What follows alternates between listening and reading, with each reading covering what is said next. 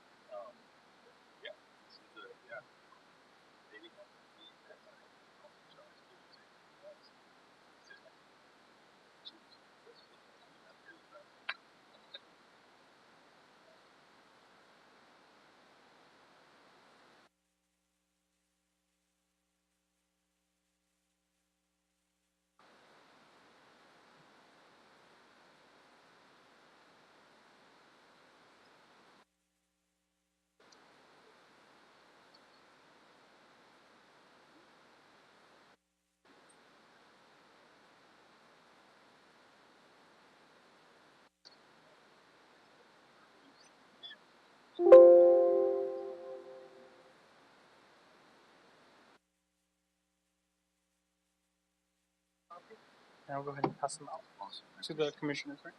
Okay.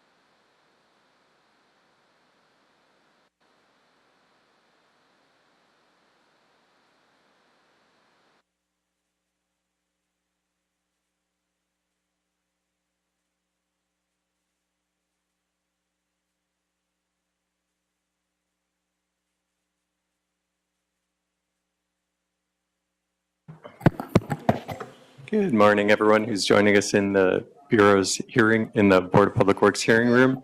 If there's anyone who would like to offer commentary on our items today, please fill out a speaker card located in the back of the room, located on the table.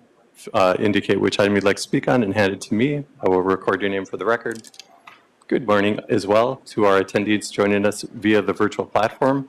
If there are any members of the public who wish to offer commentary who are joining us via Zoom, and you would like to offer commentary, public comment or commentary on any of our items this morning, if you would please raise your hand by pressing *9 and then *6 to unmute. Identify yourself for the record and which item you'd like to speak on. I will record your information for the record. We are getting a late start this morning, so I apologize for that. We're just addressing some technical issues here in the board hearing room. I do see a caller ending in 264. With your hand raised, I'm going to ask you to unmute. Caller ending in 264, would you like to offer public comment or commentary on any of our items this morning? Hello? Yes. Hello? Yes, we can hear you. Would you like to offer commentary? Hello? Yes, we can hear you. Go ahead, sir. Hello? Yes. Can you hear me?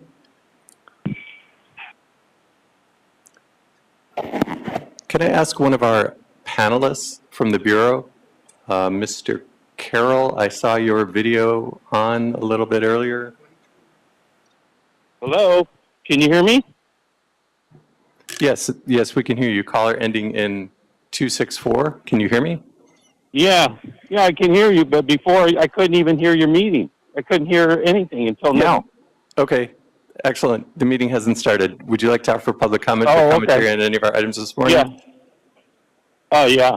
I mean, you just started. Oh, no wonder I wasn't hearing The meeting you. has not yet started, sir. Would you like to offer commentary on any of our items this morning or public comment? Public comment. Yes, and your name, sir? James? Very good. Are there any, I'm going to go ahead and put you back on mute, Okay. and I'll ask you to unmute when we get to public comment. Are there any other items? I'm also going to lower your hand. Are there any other commenters? Is there anyone else attending via the Zoom platform who would like to offer commentary on our agenda's items or public comment? Very well. We should get started momentarily.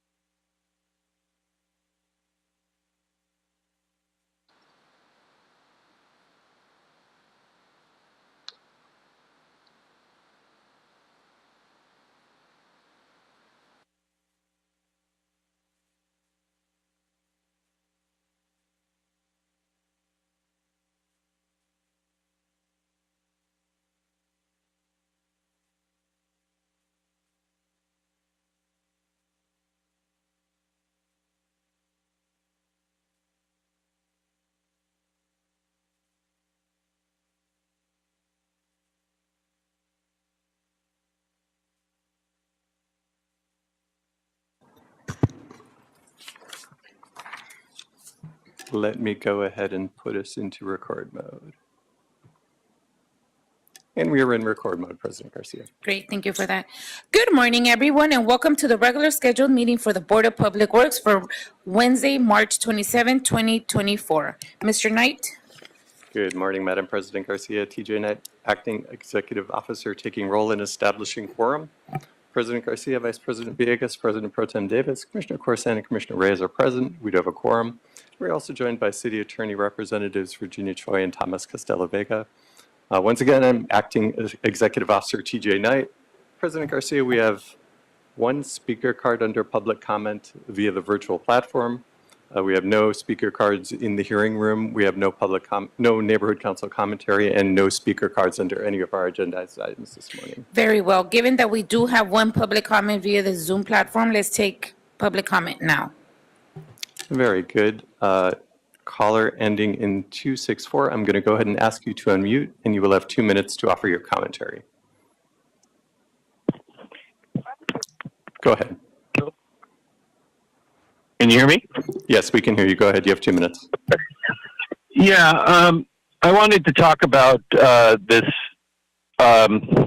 situation where the Bureau of Street Services is doing nothing about protecting our pedestrians on the right-of-way. And none of these, we have restaurants and businesses that sell food and things like that, and they collect taxes for the city. And obviously we're having a very bad time with the budget right now. No wonder, because all these people have been taking businesses from our legitimate businesses, which collect taxes for the city. And that's not happening because we're allowing this illegal activity to go on our sidewalks. It's very dangerous. Obviously, we have a problem with our streets and people getting hit by cars. And we have a lot of them violating our parking, no stopping anytime restrictions, no parking anytime restrictions. It's just a free-for-all out there.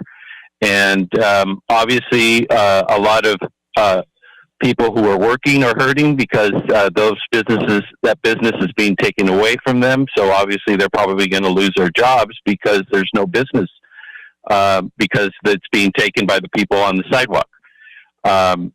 We're just overwhelmed by the situation, and we just hope that the Bureau of Street Services will do their job and protect our interest. And that's all I have to say. Thank you. Thank you. President Garcia, we do have another hand raised via the virtual platform. Would you like me to ask if that member of the public would like to offer public commentary or commentary on that? Yeah, let's do last call. Okay. Caller or attendee Sylvia Blackstone, would you like to offer commentary on our agendized items or public comment this morning? What happened to the, did I unmute? We can hear you. I'm making a Okay, final call. thank you. I mean, the little notice to unmute is quickly We can hear disappeared. you, Sylvia. All right, I'm just telling you, it's like you took it away so fast. I wasn't aware that I was going to be able to speak. Is this public comment? Okay, general public comment. Okay. Is it my turn to talk? Yes, go ahead. You have 2 minutes. Okay, great. Thank you. I'm concerned about the last time I attended this meeting. Sorry about that. I can't do anything about that phone ringing. I'm concerned about the Lincoln Park Neighborhood Green Street Network Project, which I heard at the last meeting, and I took the trouble to read the entire agenda packet in this regard. And I'm very concerned that this project is going forward because it seems to me that the entire hydrology of the general area will be affected by the water harvesting aspect of this project. And that there's going to be subsidence of the general area, which has been a problem in the south part of the city for many decades. Sorry, my earbuds just fell out. Okay, so I just wanted to voice a caution about that. And also, the last time I was at the park, which was last year, there were mother ducks there with ducklings settled down on the grass near the edge of the lake. And I think that reconstructing the edge of the lake is going to keep wildlife from utilizing the lake. And there were lots of birds on the island also. So I feel like this 2-year project of dredging and all that stuff is going to disrupt the wildlife who live in the park. All right, so that's it on that. Okay. That's 2 minutes. So Thank you. I'm just very concerned. Thank you. That Thank you, Ms. Blackstone. Thank you for your public comment. And that concludes public comment this morning, President Garcia. And thank you, TJ. That concludes public comment. General public comments now officially closed. Moving on to the approval of the minutes for Wednesday, March 13, 2024. Is there a second to my motion to approve this item? Thank you, VP and Dr. Davis. Mr. Knight, there's a first by me and a second by Dr. Davis and VP to approve the minutes of Wednesday, March 13, 2024. Very well. We will take a roll call vote on approval of minutes, starting with you, Madam President. Aye. Vice President Villegas. Aye. President Pro Tem Davis. Aye. Commissioner Corson. Aye. And Commissioner Reyes. Aye. All ayes, and the approval is unanimous. Great, thank you very much. We do have our first agenda. We have we have 2 items on our agenda, even though it seems very short. I don't think we will have just a short meeting, but I will want to say, I do want to read into the record agenda item number 1, which is bids received.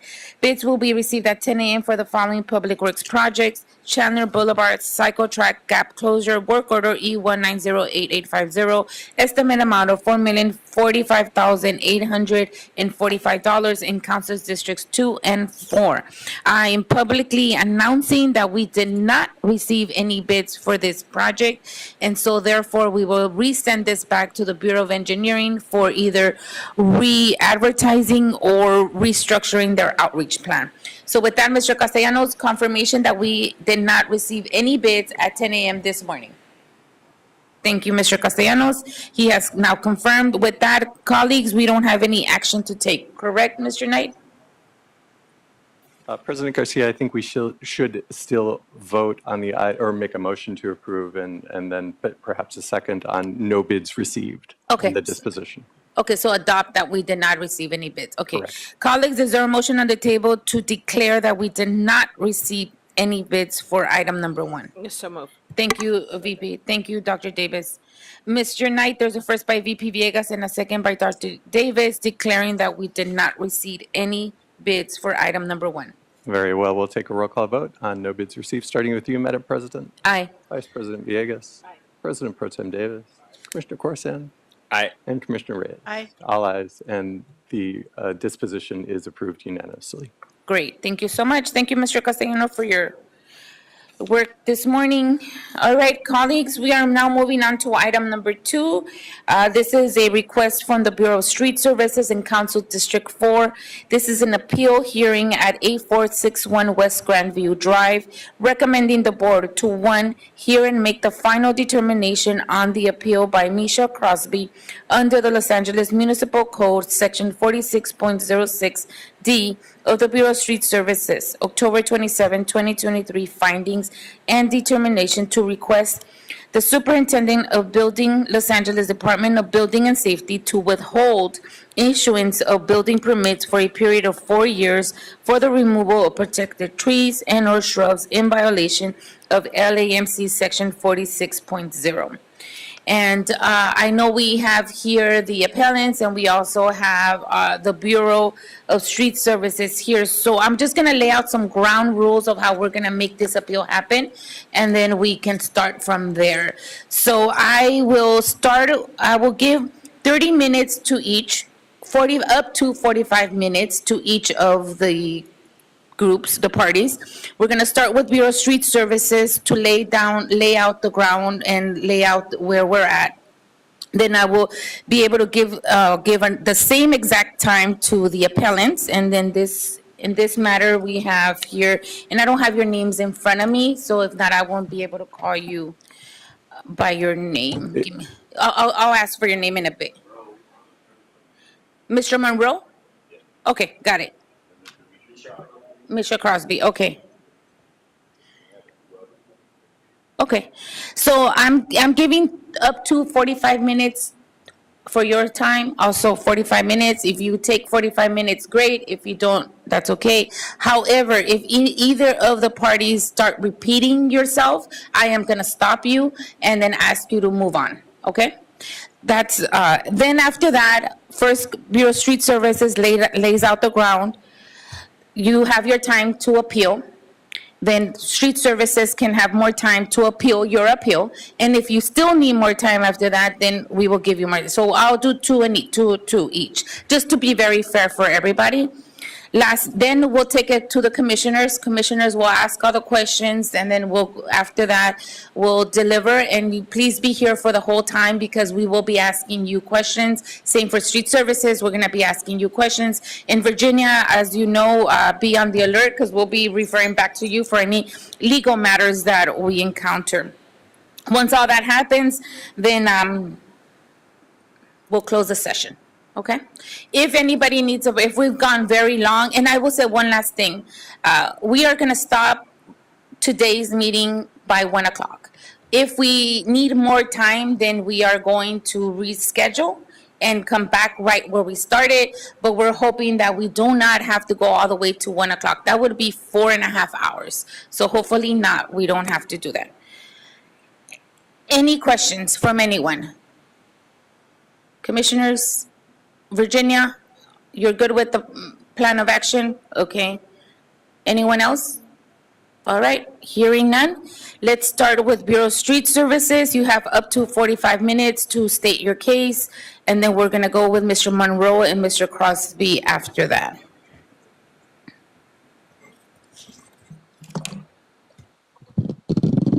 One last thing, Mr. Ramirez. Mr. Monroe, is there anything that you need to state your case when you go up that we do not have here? For example, access to the video, audio, anything like that? Okay. Okay, and during your 30 to 45 minutes, feel free to bring up whoever you want. And if we get to the 45-minute mark and if you still feel you need more time, just let me know, okay?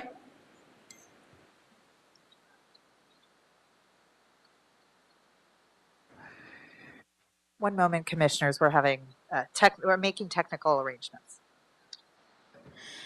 Thank you, Ms. And we also have Adina here, Hoppesan, joining us.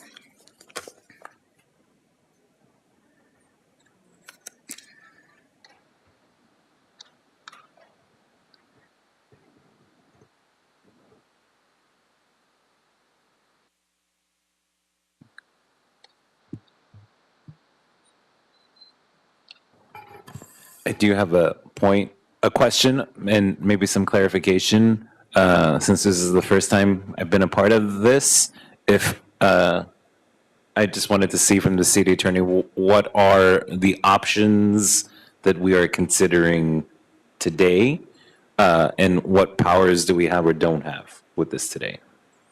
You free to answer now before we get started, Ms. Choi? Yeah, of course. So we are, the board today is considering the decision by the Bureau of Street Services to withhold building permits from property owner, Mr. Misha Crosby, for unpermitted removal of protected trees. And the time period, the duration they have landed on is 4 years. And the board today has the power to review de novo, meaning you can consider all of the evidence presented independently and without granting deference to the hearing examiner's decision down below. And ultimately, you will have to answer and make findings on the exact same issues and questions that the hearing examiner did down below, which is whether, let me just make sure and I get the language correctly because it is laid out in LAMC section 46.06. It's very specific. And the questions are, so you need to decide whether to indeed withhold the building permit for property owner.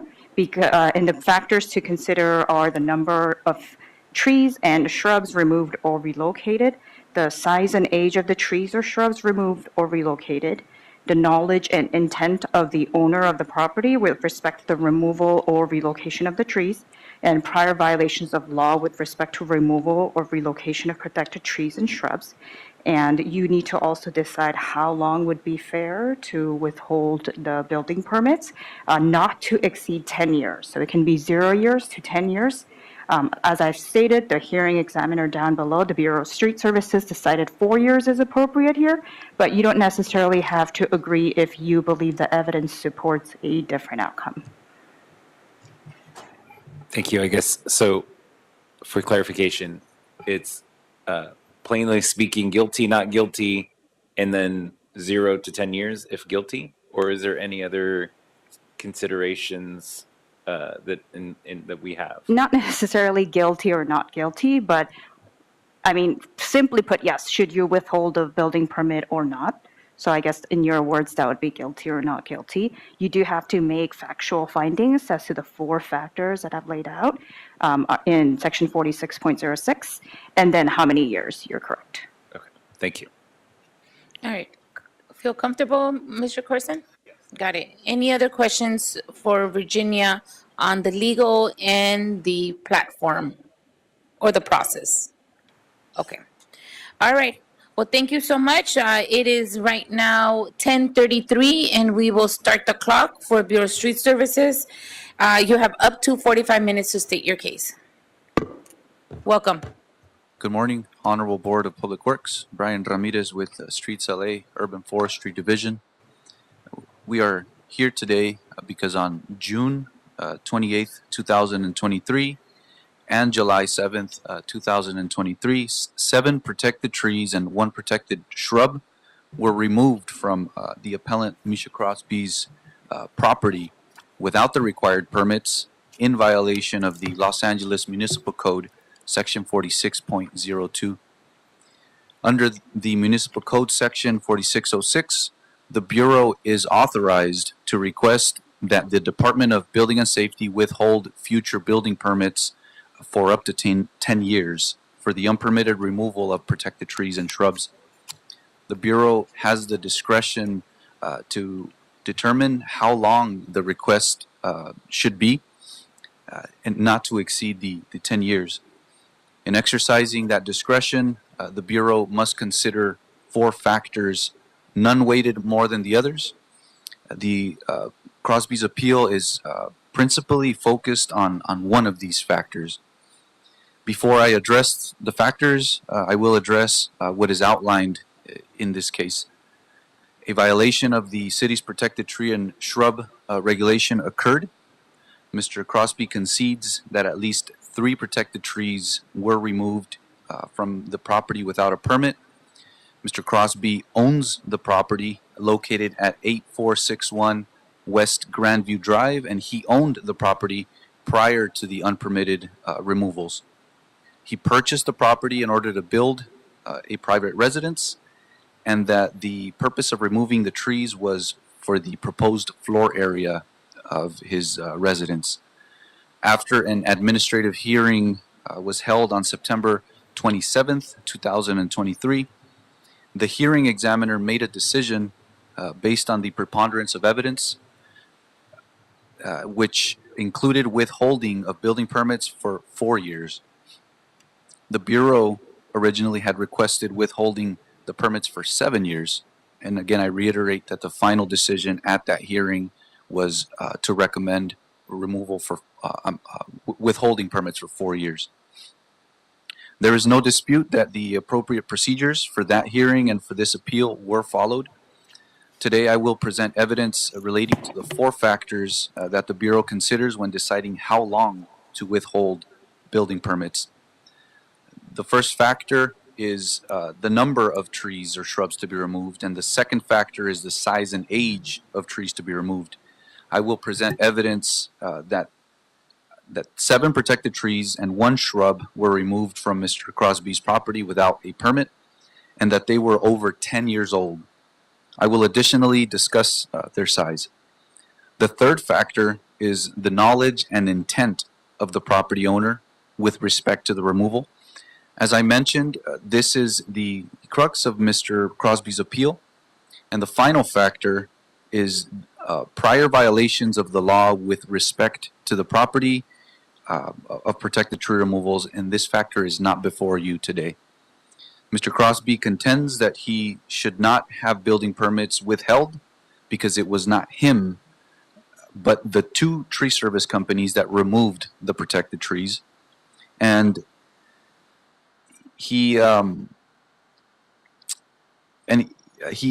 the tree companies not to remove the trees from the property. However, the totality of the evidence shows that Mr. Crosby knew that there were protected trees on his property, and he failed to take reasonable steps to identify them and prevent their removal, both before June 28th and July 7th, 2023. Mr. Crosby knew that the property would not be viable to build his residence without removing the trees, and he intended to clear the trees before the implementation of, I quote, an impending wildlife ordinance that is likely to restrict his ability to remove them. Mr. Crosby hired for the first removal, hired a company for that first removal, which took place on June 28th, 2023. And I will present the evidence that he gave the company conflicting and unclear instructions, unreasonably relied on the company's unqualified determination regarding trees, and despite knowing that there were protected oak trees on the lot, he failed to request any arborist review or conduct a protected tree survey. A witness filmed a video during June 28th, 2023. He recorded the removal and notified Mr. Crosby that the removed trees were protected and that their removal without a permit was illegal.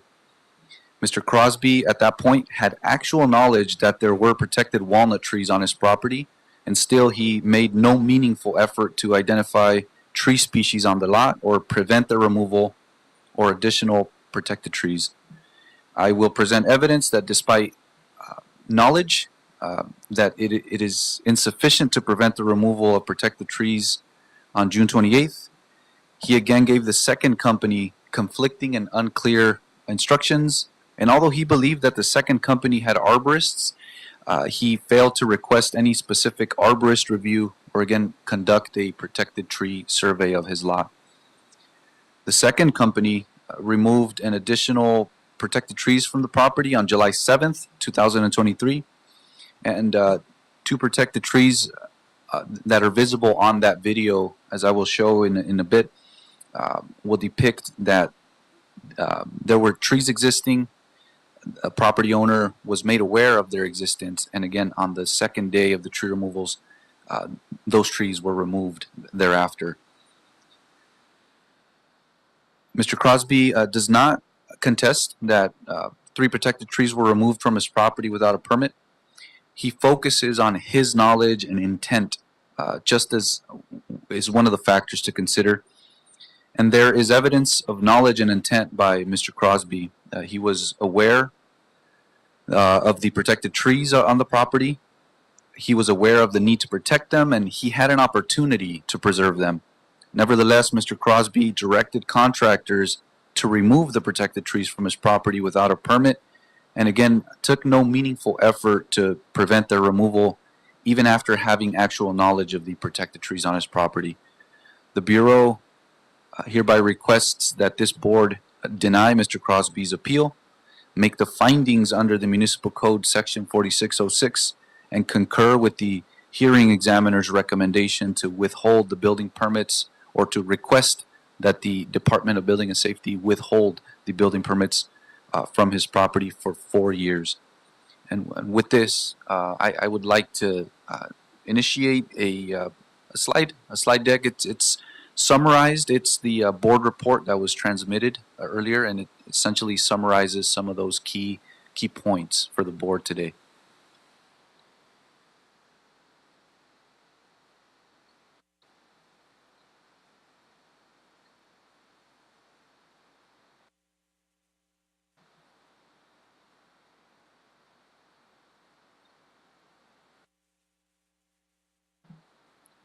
So we have a PowerPoint presentation here, and I hope that you are able to see it.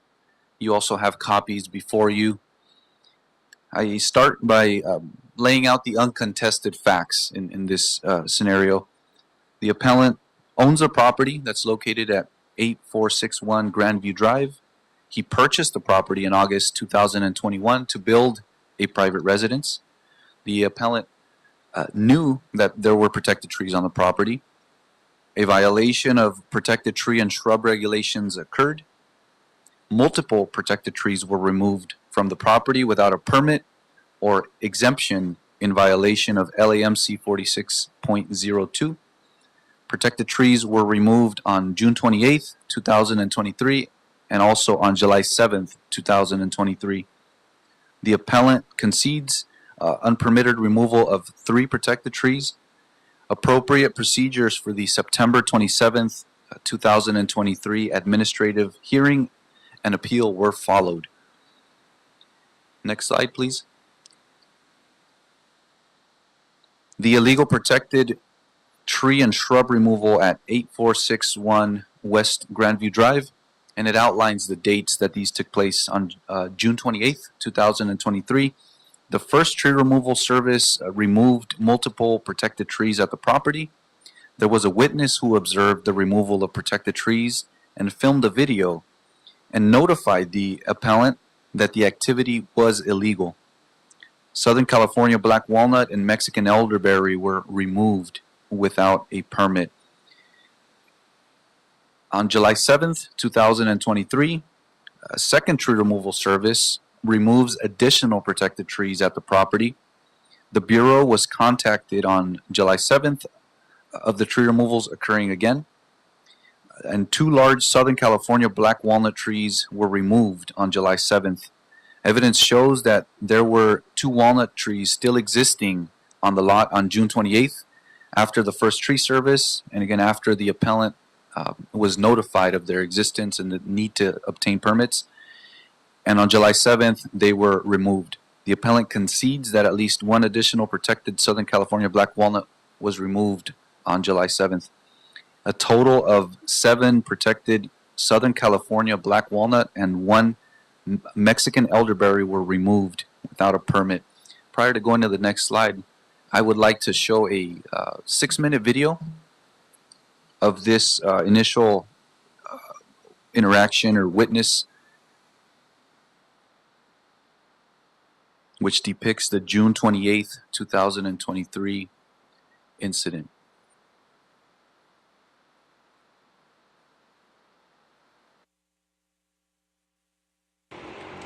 So here we are at the project. You may play.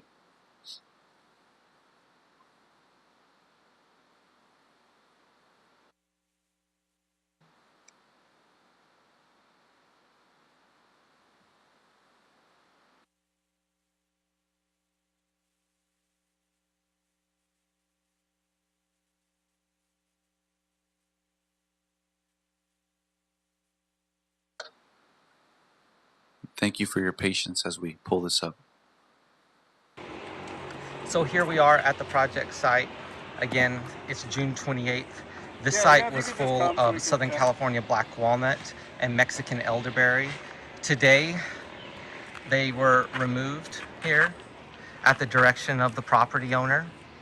I've confirmed the species of the trees here.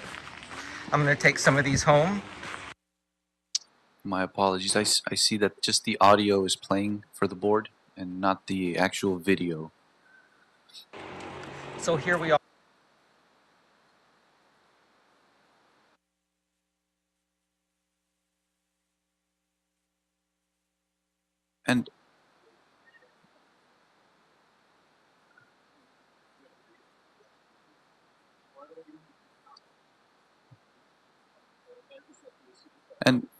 And for the record, the video is not absolutely necessary for today's presentation. There was just a couple of images, which I did capture in the slideshow, and maybe perhaps I can just focus on the slideshow at this time. That's okay. And I'll continue with the slideshow if appropriate.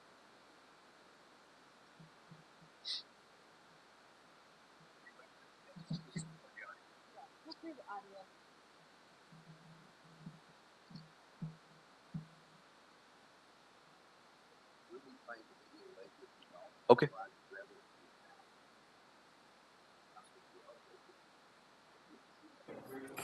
It was also in our transmittals. This was in our transmittals. It was in the transmittals. Understood. I paused your time because technical issues. Okay. Okay. Thank you, President Garcia.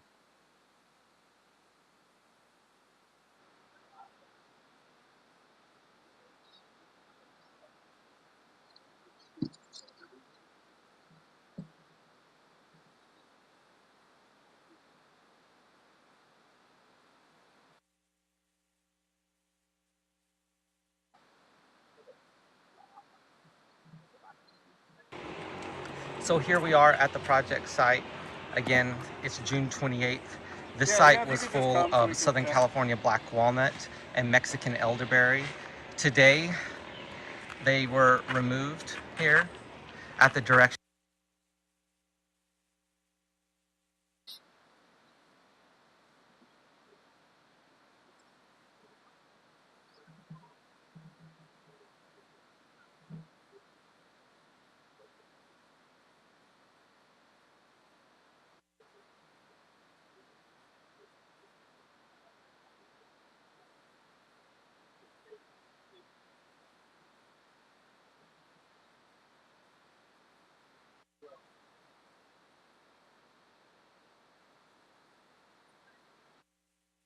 Not possible, then we'll move on without the video, since you said it wasn't as important for your part, right? So here we Okay. are at the project site.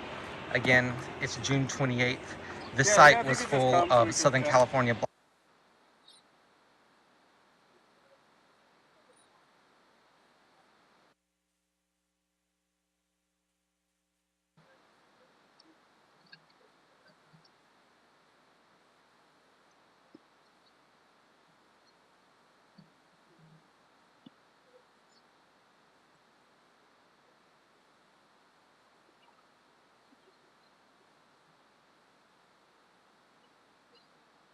Yes.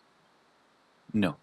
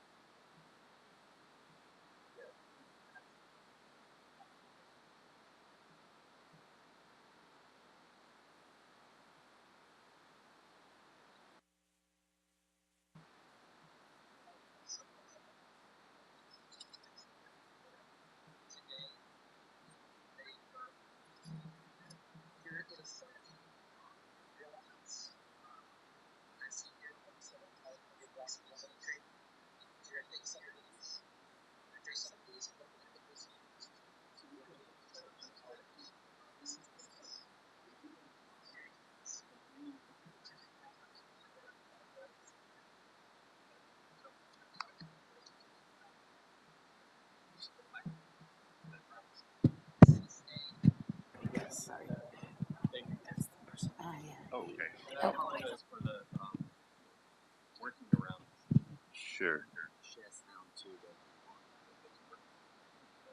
All right, start it over. And ready? All right, let me start it. Hold on. There we go.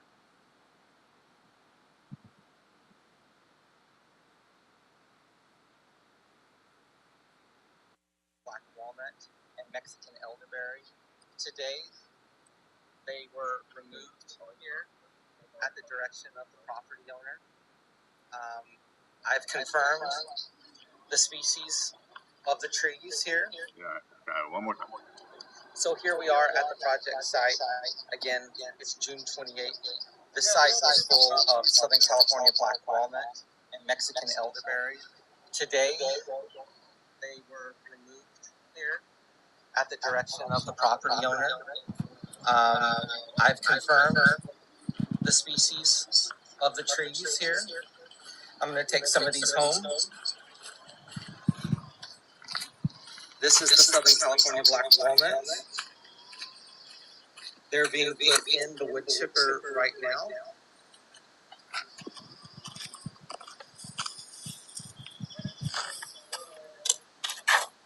The owner said that the person who's cutting the trees is named Raymond.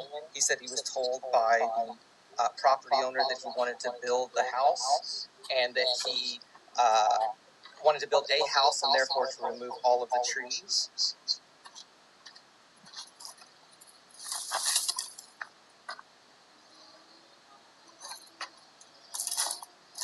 Here is some of the walnuts. You can see here from the Southern California black walnut tree. I'm going to take some of these. Here's some of the equipment that was used to remove the trees in violation of the ordinance. Here you can see the chipping that's being done here.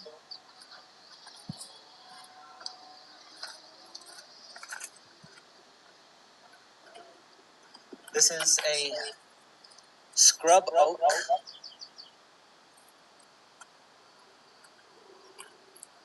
This is the bark of the tree. I'm going to put my hand on this just so you can see how big this was.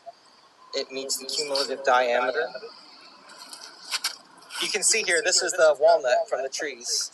Yeah, I was under the impression that it was the other one, but What other one did you think it was? the other walnut. What is it? They have a Northern California black walnut, which is... Because there's a black one and there's like another. Did you do a tree report? No, I didn't. Did the applicant give you a tree report? I mean, did the property owner? What did he tell you to do? He told me to cut down the trees because he was going to build. And He gave me a diagram to kind of go by, but I didn't. Yeah, I assume these were blueprints from the city, or I don't know. Okay. All right. I appreciate your honesty. And your name is Raymond? Yeah. How does that work with me, though? Like in terms of... It's up to the city to decide how they want to do this. I mean, the problem with this, and it's so disturbing, is that we can't put these things back up. You arrived here this morning, and now they're gone. And these took decades for these trees to mature. And do you have a particular company you work for? Yeah, it's my company. What's the name of that company? Think Green Tree Care Inc. Okay. And the property owner, what is his name? Misha Crosby, I believe.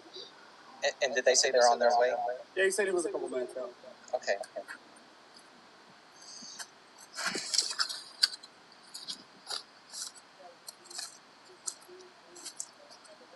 Absolutely. That's him right there.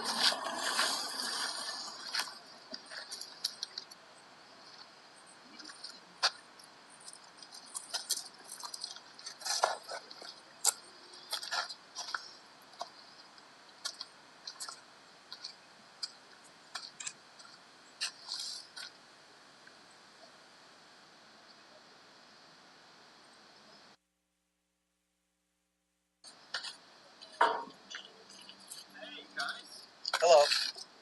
So, I'm the president of the Neighborhood Association. I'm also a land use and environmental attorney. My name is Jamie Hall.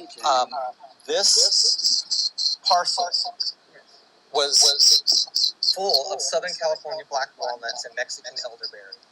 Those are both protected trees under the city's protected tree ordinance. You need a tree removal permit in order to remove them. If you remove more than 3, it requires a public hearing before the Board of Public Works. I am beyond shocked and upset that you have removed these without obtaining a tree removal permit. Yes, they are. Absolutely, they are. This is a Southern California. Brian, how long is the video?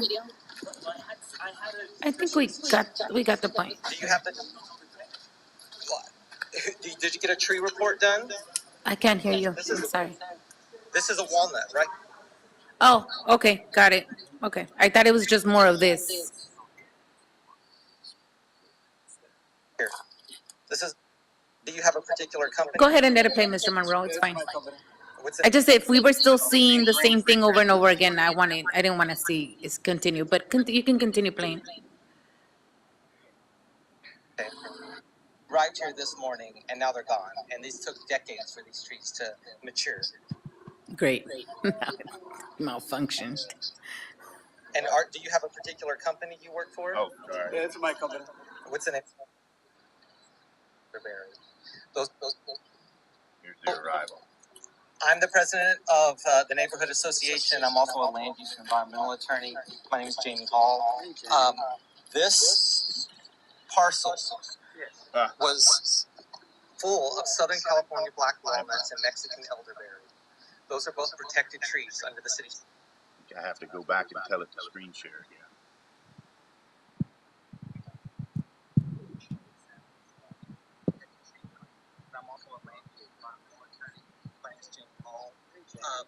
This parcel was full of Southern California black walnuts and Mexican elderberry. Those are both protected trees under the city's protected tree ordinance. You need a tree removal permit in order to. So with that, I'll continue on with my slide, but it captured parcel the I think they wanted to hear, there was a point in the video where property owner comes in. Okay, can we get to that? Sure. I mean, we can continue playing it, given, I just didn't want 6 more minutes of the same. The total. Yeah. Full of Southern California black walnuts and Mexican elderberry. Those are both protected trees under the city's protected tree ordinance. You need a tree removal permit in order to remove them. If you remove more than 3, it requires a public hearing before the Board of Public Works. I am beyond shocked and upset that you have removed these without obtaining a tree removal permit. These are not protected. Yes, they trees, are. is it? Absolutely, they are. This is a Southern California black walnut tree. I had a specialist check these trees. Do you have They to- were not protected. Did you get a tree report done? This is a walnut right here. This is a I don't know anything about walnuts or what this is. This looks like a fruit to me. It is not. It is a type of fruit, but this is a walnut tree. I can tell you with 100% certainty that these are walnut trees. So you're a tree specialist. You could essentially say that because I am a land use and environmental attorney. I specialize in tree law. I've litigated the, so guarantee, and I've confirmed with my app, my online app, that these are Southern California black walnuts. But the telltale sign is the fact that they have walnuts on them. So, I didn't know that these were. Do- I do trusted you- the advice of specialists that. what's the that name told of your me- specialist? The tree company that has come here to. This do right it. here? This is a tree company. Were you asked to opine whether or not these were Southern California black walnuts? No. There you go. Did you obtain an They were arborist? asked to. This company is. If you ask for my permission, firstly, to be recorded. Oh, I am recording right now. Well, you haven't asked my permission. So please I'm in stop. public space. I will stop right now, but Okay. That concludes the video, the 6-minute video, and I will return to this slideshow. To continue your presentation, thank you.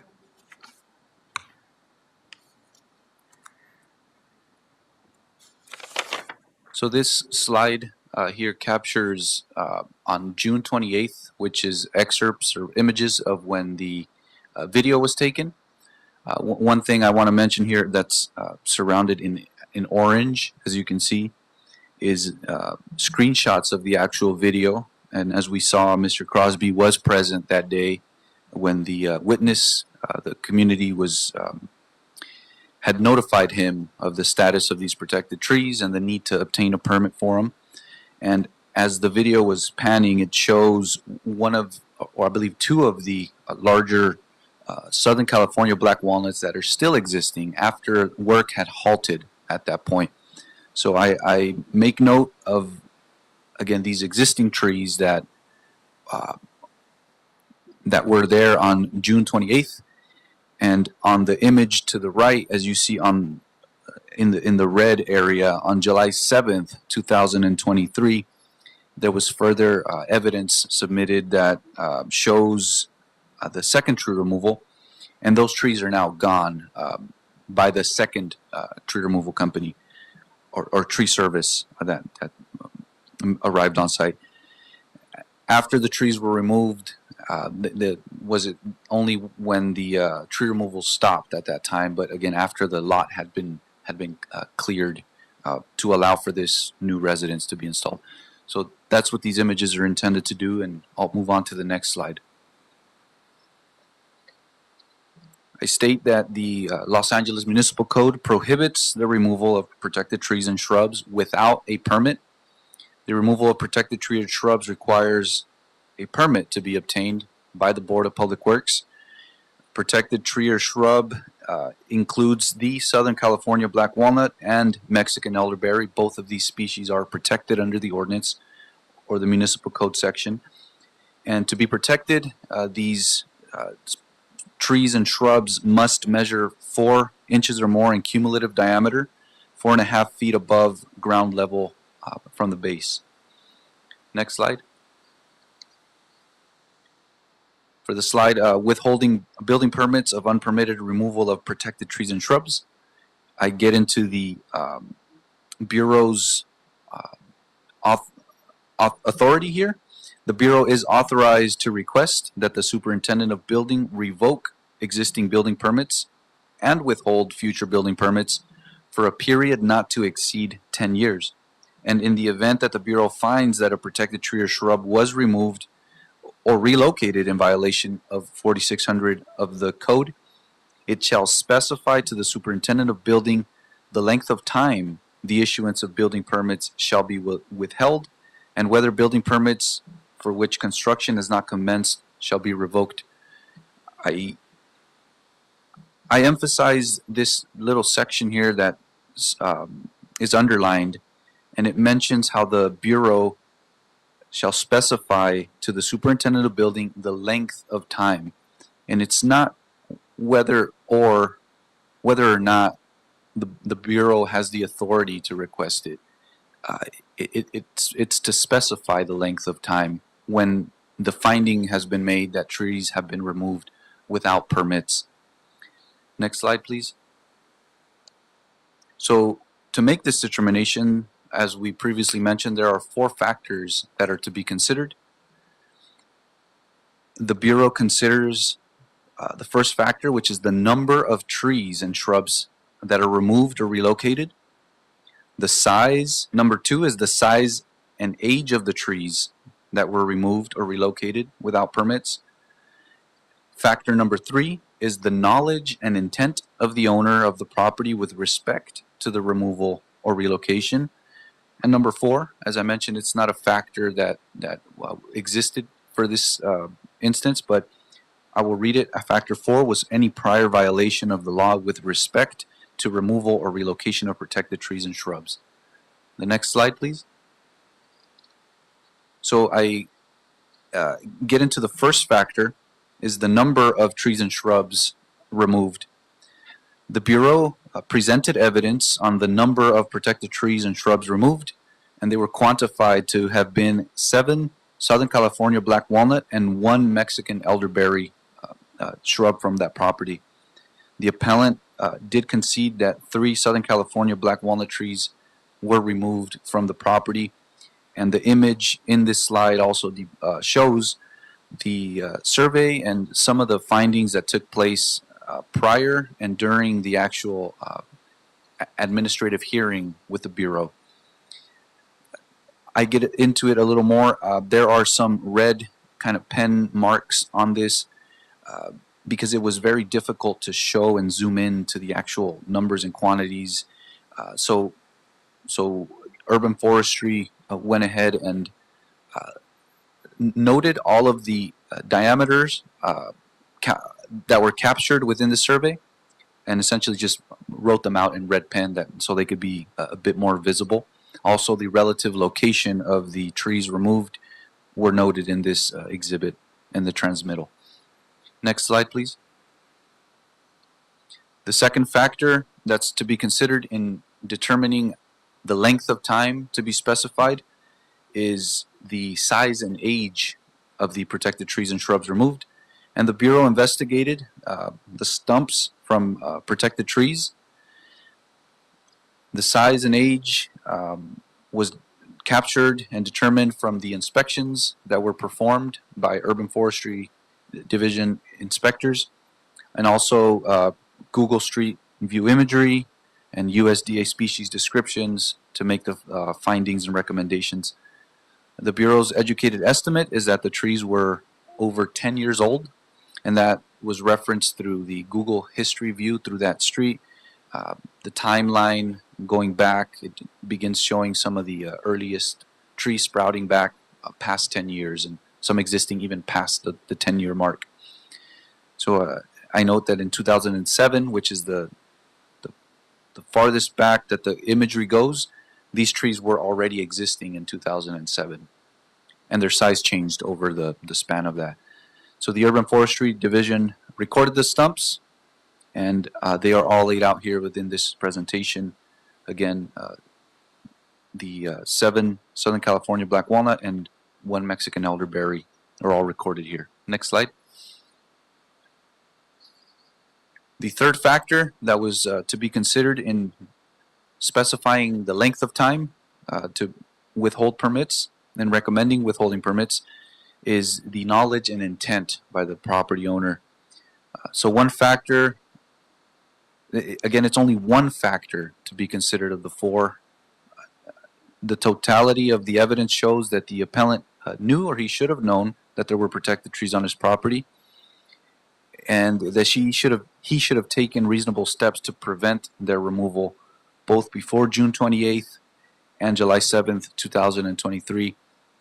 And I pause here and I request that this board recall the image again that I showed on the slideshow, where it showed the property owner at the site, at the location, being informed of the status of the protected trees. Subsequent, on July 7th, the trees were removed after having obtained notice. I note that this is not the only factor that's considered in making the recommendation, and I state that it is the crux of the appellant's appeal. And there is no requirement for actual knowledge. The Bureau has to rely on circumstantial evidence, and the rules of evidence are not strictly applied in making the determinations. The next slide, please. Expanding a bit more on the intent on this third factor, the appellant intended to clear the trees to build on the property. The appellant was aware that the property was not viable for building without the removal of trees on the property. And within this image, it shows a transmittal of the conversation, and I will go ahead and read it. It mentions Mr. Crosby was, well, let me ask, according to the plans that you all had with the trees that were removed, would they need to be removed in order for you to build a residence on the lot? To which Mr. Crosby replied, yeah. The speaker asked a follow-up question. I mean, would you be able to build a residence without having some of those trees removed? And Mr. Crosby's response was, I don't think it would be viable. So the intent, again, focuses on building a property. Next slide, please. So expanding a bit more also on the intent, the appellant intended to clear the trees before further tree removal restrictions were implemented. The appellant wrote that the purpose of removing the trees and shrubs from this area is for the proposed floor area for my home. And also the removal was spurred by the appellant's being made aware of an impending wildlife ordinance that is likely to affect my property, and wish to proceed before restrictions were implemented on my lot regarding removing any trees. And this is captured also in that exhibit and transmittal on the image. Next slide, please. There was also a repeated mention of other protected trees, and it's a bit more common knowledge of the status of oak trees. And I've personally heard when individuals refer to oaks, they automatically attach the protected status to oaks. But there was, again, repeated mention of oaks and other protected trees. On June 23rd, 2023, an email to the First Tree Service Company regarding area that needs to be cleared for trees. This is what was conveyed to the tree care companies, and it was identified by the appellant by this green area, identifying what he wanted cleared for his lot. And the appellant wrote, "NB, of course, please do not remove the oak or any other protected trees on the lot." Again, alluding to the fact that there were other species that he may have been aware of that were also protected. Next slide, please. Further continuing on to the repeated mention of other protected trees, in July 6th, 2023, an email to the second tree company, tree service company, the appellant writes, removal of selected trees in highlighted area per the PDF map provided, removal of resulting stumps on the ground as much as possible, or treat stumps to assure no new growth. California Tree Design Inc. will not remove the oak trees or any other protected trees on the lot. Again, emphasizing that there was knowledge of other protected trees on the lot besides the oak trees that were ultimately retained in the rear of the lot. Next slide. May I quickly interrupt, Yes. Brian, and I apologize. I just want to give a time check that we're about 5 minutes up from the 45 minutes that the presiding officer had allotted. Thank you. Although he had some technical issues, so we might have to give him a couple more minutes. Okay. And I'm about to conclude here. Thank you for that. So it brings us into the conflicting instructions that the tree service companies obtained from the appellant. This shows the two images of the maps shown in green and yellow to be cleared. On June 28th, there was this section, and then on July 7th, there was the original green section, but it also includes a yellow section, which was utilized in removing the walnuts that I had pointed out previously of the appellant having knowledge that there were protected trees within that section, and they were removed on July 7th. The appellant gave conflicting and unclear instructions to clear the entire area, but also avoid protected trees. So this again is conflicting. Mr. Crosby relied on the tree companies to come in and clear the lot in accordance to what he had provided, but he also mentioned don't remove protected trees, but he was aware that there were protected trees on that section provided to them. Next slide, please. After June 28th, 2023 removals, the appellant had actual notice of the protected trees.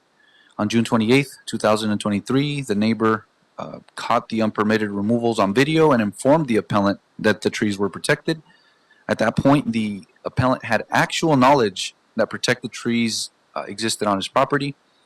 And then after June 28th, the appellant was aware of the risk that his emailed note to the tree service company was insufficient to prevent protected tree removal, but he did not take any other protective measures such as surveying or getting a little bit more information prior to performing the removals on the lot.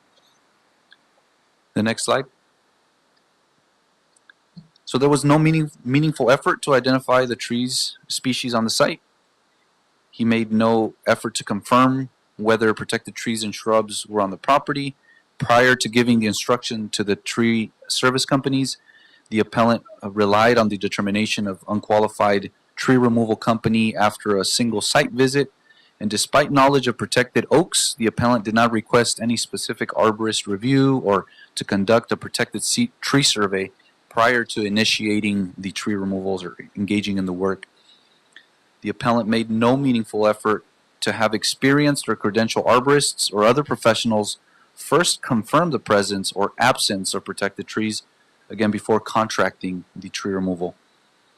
Although the second tree company had arborists, the appellant did not request a protected tree survey prior to the removal. And again, the appellant relied on the determination of a second tree company after a single site visit. When he hired the second tree removal company, the appellant knew that there were protected trees on the property other than oak trees, but still failed to make any meaningful effort to identify them prior to clearing his property. On July 7th, 2023, the removal of additional protected trees despite actual knowledge took place. And there is at least 4 additional Southern California black walnut trees that were cut down on July 7th, marked by UFD as 1, 2, 13, and 14. So despite clear forewarning from the appellant, by this point of protected trees on site, these correspond with that yellow area that was shown a couple slides before, and that was presented to the contractor. Further, these protected trees were visible in the photographic and videographic evidence from June 28th, but removed in July 7th, despite the appellant's actual knowledge at this point of protected trees on the site. For the next slide, so the administrative hearing and notice of decision. An administrative hearing was held on September 27th, 2023. The hearing examiner assessed the evidence and made a decision based on a preponderance of evidence. The Bureau issued a notice of decision that's also included within the transmittals on October 27th, 2023. And the notice of decision included requesting withholding of permits for a 4-year period. The Bureau intends to request the LADBS withhold future building permits at the property for a period of 4 years. And the last slide, please. The Bureau requests this board to concur with the notice of decision and deny the appeal. And again, the Bureau is requesting that the board concur with the findings and recommendations in the notice of decision by the Bureau and deny the property owner's appeal. The appellant does not contest that at least 3 protected trees were removed without a permit. The appellant focuses on knowledge and intent, just one of the factors considered. And there is evidence of knowledge and intent. The appellant was aware of protected trees on the property. He was aware of the need to protect them, and he had an opportunity to preserve them. The appellant nevertheless directed contractors to remove protected trees without a permit, and the appellant took no meaningful effort to prevent the removal of protected trees, even after having actual knowledge of the trees on the property. This concludes the slideshow, the statements by the Bureau for this portion. I'm unsure if the board has any questions at this time, or would you like to transition? We're going to transition into Mr. Crosby and the appellant. Thank you, Brian, for your very thorough report, and we appreciate the slideshows and what you brought upon us. Thank you. So with that, I'm stopping your clock and going to start with Mr. Monroe. And Mr. Monroe, you have up to 45 minutes. Hopefully you don't have any technical issues, but we will make sure that to hear you out. So Brian, just a quick recap. You had 45 minutes. We're giving Mr. Monroe and his appellant 45 minutes, up to 45 minutes. Once that, you can appeal back or rebuttal back, and then hence they'll be able to rebuttal back.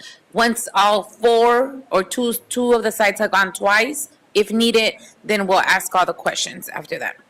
Now, I'm just kind of concerned about time. It's already 11:21, and unfortunately, we have a cutoff time of 1 p.m. today. It's not ideal. Usually, we would go on for 8 hours if we need to. We have done it before, but we just have a city business we have to conduct after.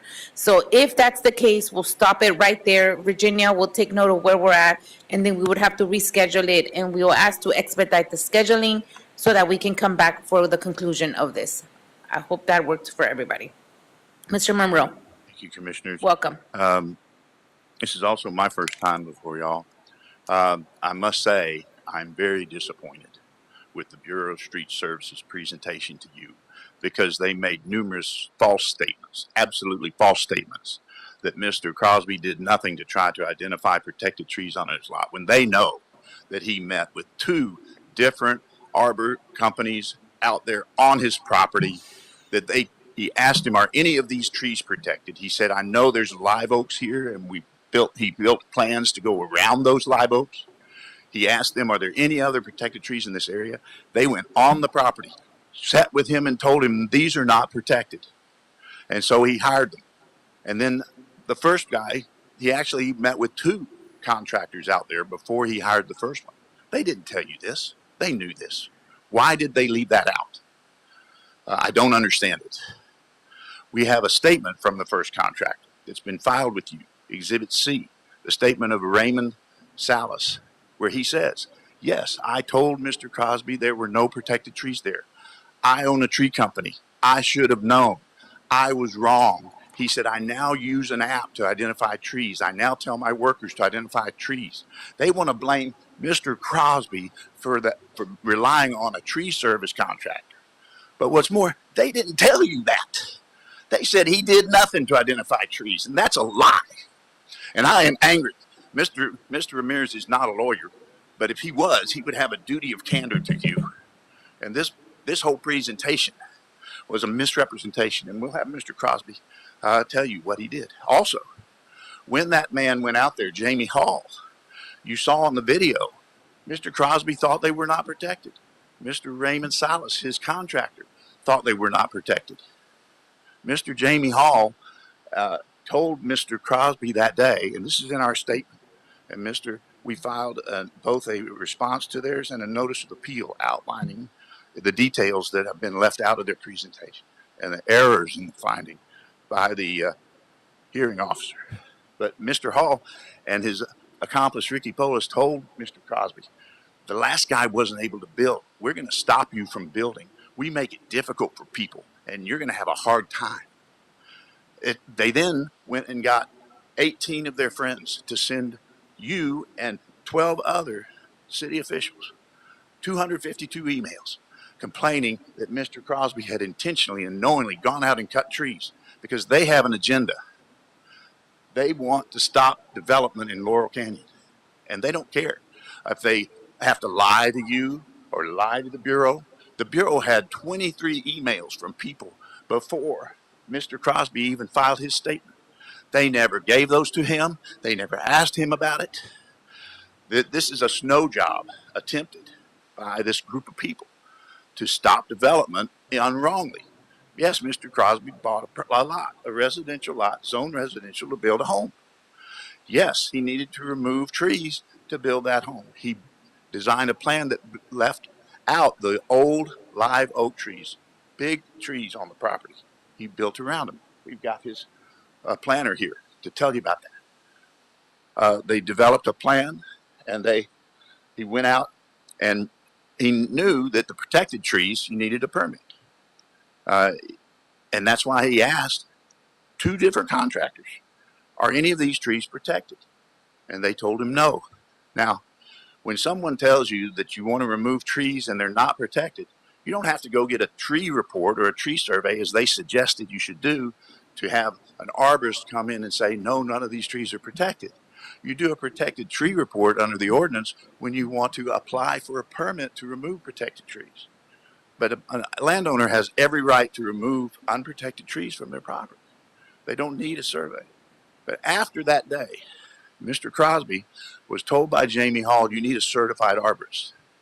And so he went and searched for a company that had certified arborists. And he found one, California Tree Design. And he met with an arborist on his property and asked him, hey, this last guy cut protected trees. I have this little area they didn't finish, because he stopped using the first company. And he said, are these protected? And the arborist told him they weren't. And he believed him. And that's his crime. It's the only crime they can convict him of, is believing an expert who told him the trees weren't protected. Mr. Crosby's an actor. He doesn't know about trees. This is, you phrased it well, Commissioner. Is he guilty? What's he guilty of? He's not guilty of knowingly having protected trees removed. If he was, both of those contractors, if he told them go cut protected trees, but he put in the emails to them, don't cut any protected trees. Wink, wink. Why aren't they going after the contractors? Why did they never talk to the contractors? The contractor, Mr. Raymond Salas, has given his statement. They never talked to him. They never asked him what was going on. But they want to stop Mr. Crosby from building a home for 4 years because of what his contractors did. If you own a lot and your neighbor comes in the night and cuts down a protected tree on your lot, should you be penalized for years not building on that lot because of what your neighbor did? This is not that different. He hired contractors who told him these aren't protected. He believed him. He put in the contract on the second one. Do not cut any protected trees. Not, I know they're protected trees there, don't cut those. He said, don't cut any. And they did. And that's really a crime. But the ordinance doesn't say you punish the contractors. It just says, it doesn't say you even fine them. It says, you know, if someone knowingly and with intent removes protected trees, then they should be punished. But there's 4 factors: the number of trees, and that's in dispute, but there were protected trees cut. We now know that. The second one is the age of the trees. The oldest trees on the lot are protected. They're live oaks. They weren't cut.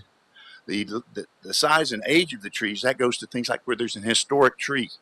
And there was one case that y'all had where a contractor got protected tree permit to remove some trees, and then they cut a really old historic tree instead. And that was wrong. But the size of these trees, that doesn't have anything to do with this. The knowledge and intent, Mr. Crosby had no knowledge that those were protected trees when the contractors went out and cut them. And there's no prior violations. There's no evidence of that. So I want to have Mr. Crosby come and talk. But the statements of Mr. Salas we'll look at briefly. Frankie Lopez was the arborist with the second company, California Tree Design. I asked you for permission to have him subpoenaed to come here because he won't talk to us. And I was told that we don't need him to be subpoenaed. You don't need him, that Mr. Crosby can talk about it. If you have a question about that, then let's subpoena him. I asked you to subpoena him, and I was told no. We want you to know what happened. And the problem with the ordinance here is there's no enforcement against these contractors who are cutting protected trees. And if they're doing it in other circumstances where in breach of their contract, the contract Mr. Crosby had with them said they would not cut protected trees, and they did. So his property has been damaged by those people. He's left with a lawsuit to sue them for damages, yeah, but he can't get 4 years of his life back from them. If this 4-year moratorium continues, he can't get 4 years in a lawsuit. He'll be without a home for another 7 years, because by the time the 4 years is up, he'll have to apply for permits, he'll have to try to build. What about replanting? That thing will lie fallow for 4 years. That's not good for the environment. And we will show you photographs. That lot was not stripped of, it was full of trees and then it was stripped bare. Most of that lot was bare already. It had a little clump of trees in the middle, and those were what was removed. We'll show you the aerial photographs. And so the representations of Jamie Hall, this was full of elderberries and black walnuts. That's not true. And we'll show these photographs to show that. So I'll ask Mr. Crosby to come. And I'm not sure how we do it with one microphone.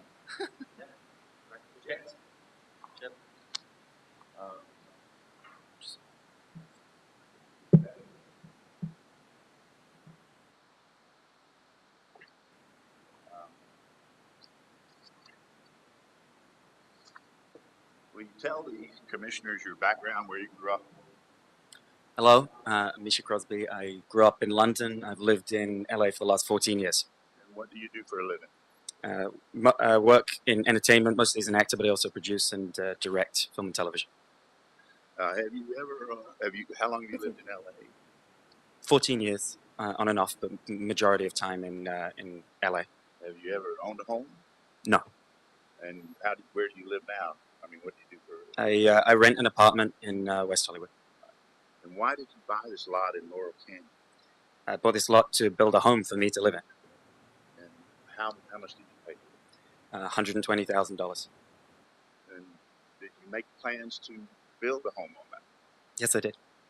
And what did you do with that regard? I went to a friend of mine who's also a planner and designer, Alex, who's here today, and we started making plans for my home. And we've got an exhibit, a site plan map. I won't try to set up a Zoom right now. I'll just go through the questions and then we'll come back and show you some of these exhibits. Do you have copies of it on our paper or no? They're in the file.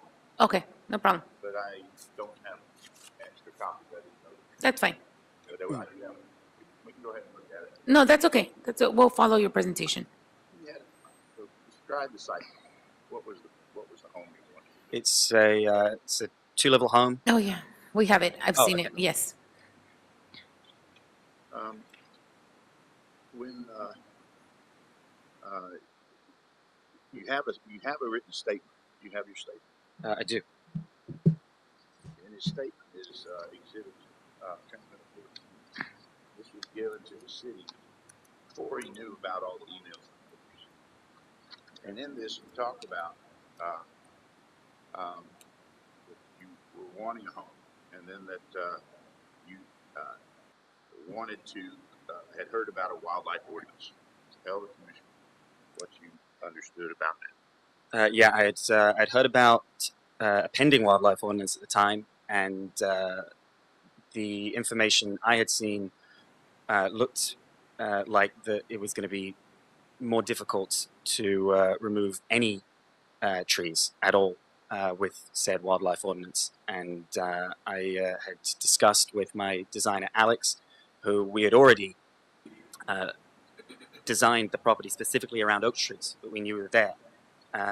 But we had discussed that removing any other trees would be important before we set about building with this pending wildlife ordinance. Now, in preparation to build, had you gotten a soil report and gotten other permitting done? Yeah, we had a geological soils report done and approved by the city. And then, what about protected trees? Did you know anything about the need to address protected trees on the property? Yes, I knew that protected trees required a permit for removal, and we knew that there were oak trees on the lot. And what did you do in terms of preparing to hire someone to remove trees on your property? I went about looking for tree companies, and I then went and met on site with two tree companies to assess the lot and to talk about the job that needs to be done. All right. Can you tell us about the first company you met with? Yeah, I met with a company that at the time went by Santos Trees and met with Natalie Alvarez and her father. And they came up and took a look at the lot with me.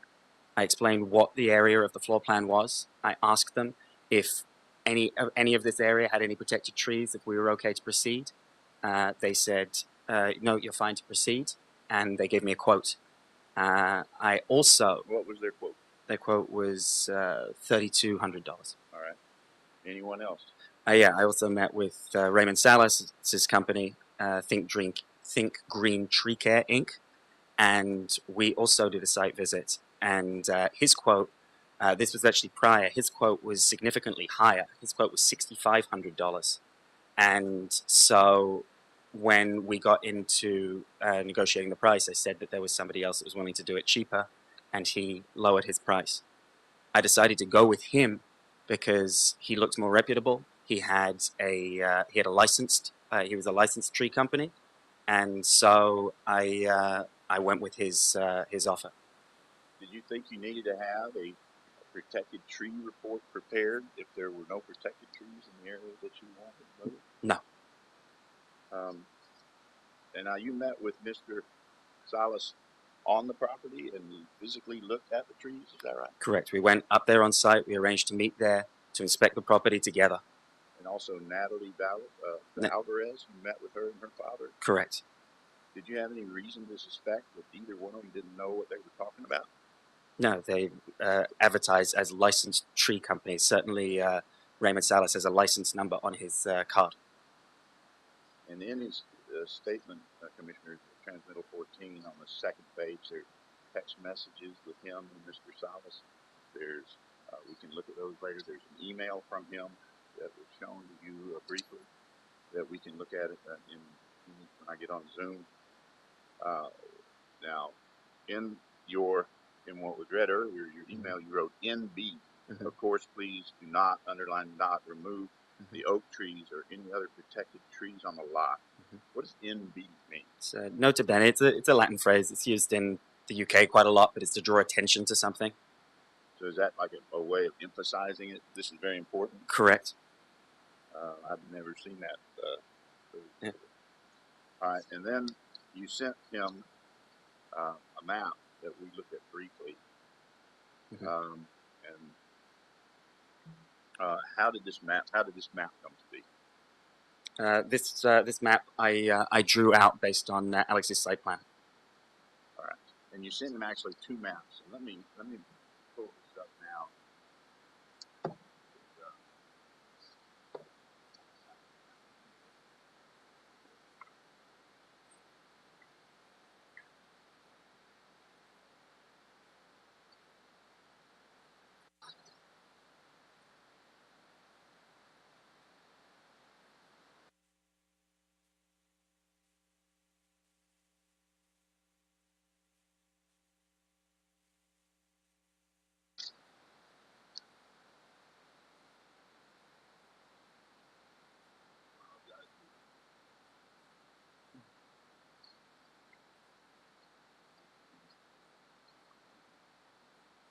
Technical difficulties as well? Okay.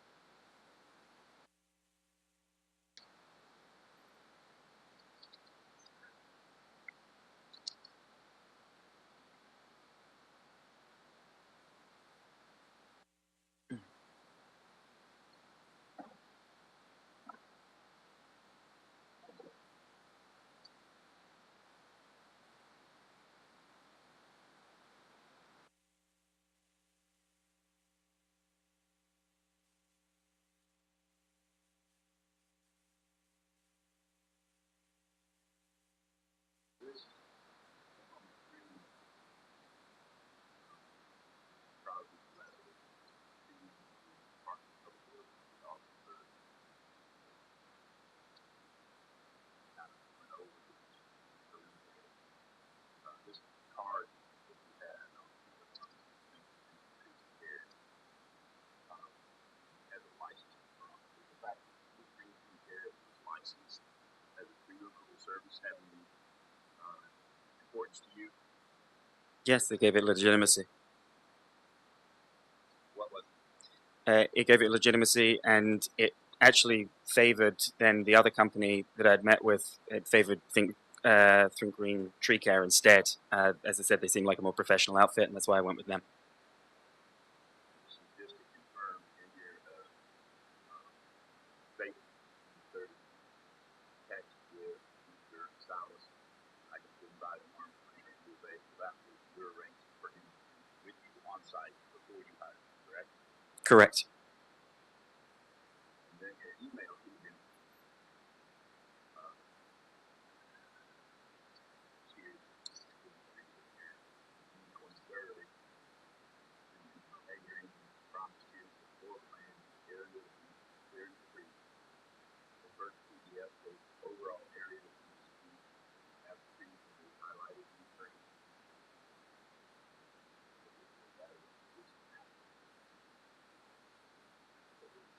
Also, and then you know the source of this map. The source is met. So this the map is a site plan from my designer. Your email also said the other PDF shows the proposed home previously removing markers in red. The native shrubs and smaller trees are not shown in the map, but these very and highlighted areas they are able to secure the right order until the trees are unfollowed and go back to the not only the posting but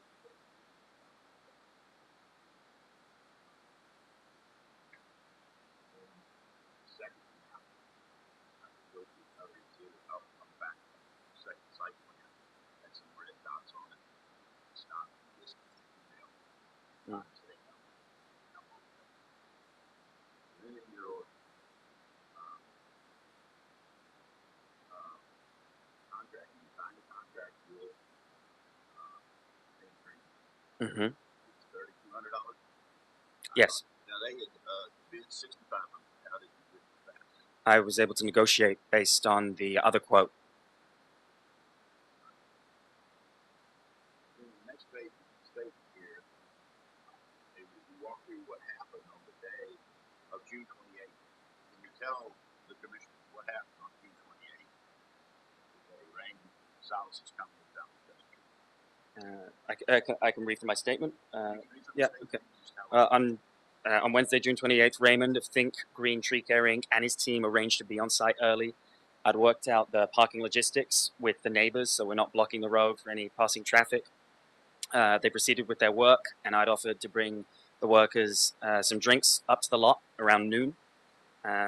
Raymond texts me to let me know that there'd been an issue from a neighbor who was asking for permits for the trees as she believed they were protected.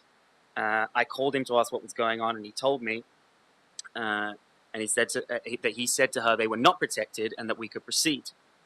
I then stopped at the gas station on my way up to Laurel Canyon to get the drinks and received another call from Raymond saying that there was now an environmental lawyer on the site and I should come. So I arrived then shortly after. I arrived then shortly after the lot where I saw a man who was Jamie Hall, and he was filming with a woman and a dog, and that was Ricky Palouse. It was not long before Jamie had a camera pointed at me close up, asking me if I knew that this was a protected tree. I told him that the tree company had informed me they were not protected, and directed the question to the tree company.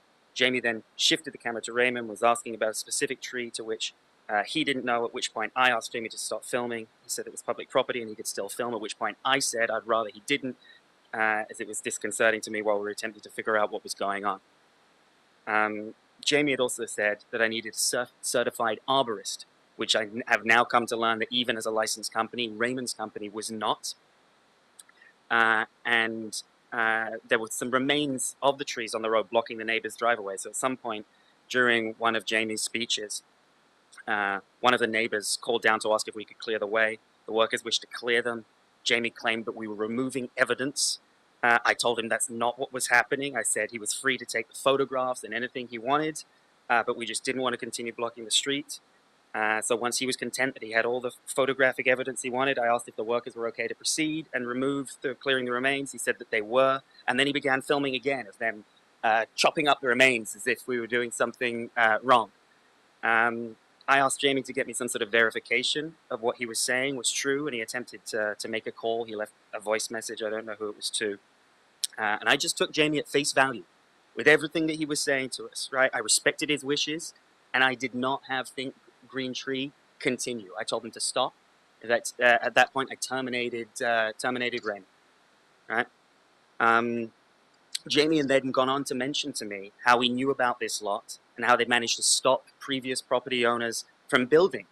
And Ricky warned me then about how organized they were as a group, and that when the new wildlife ordinance came in, it would be impossible to build. Jamie had asked who sold me the land, and if they'd disclosed there were protected trees on the lot. And he said that if he were me, he would sue Berkshire Hathaway for selling me the lot. Now, when you bought the lot, were the fact that there were protected trees on the lot disclosed by the seller to you? Absolutely not. In the record, there's an actual protected tree report application from 2018 from an owner then. Mm-hmm. Did you buy your lot from that owner? No, I bought the lot from somebody else who that owner had sold the lot to. And did you have any knowledge of this prior protected tree report, the application that was filed back in 2018? No, I did not. That was presented at the hearing. Correct. Before the hearing officer, though, Mm-hmm. as something that you knew about. Correct. But you didn't know about. No, I did not. Now, let's go on with your statement. It says you attempted to speak with Jamie several times about this. Yeah. I tried to contact him several times about how to proceed. I left voice messages and texts. On numerous occasions, he said he'd call me back, and then he didn't. He's still not gotten back to me since, and I've not spoken with him.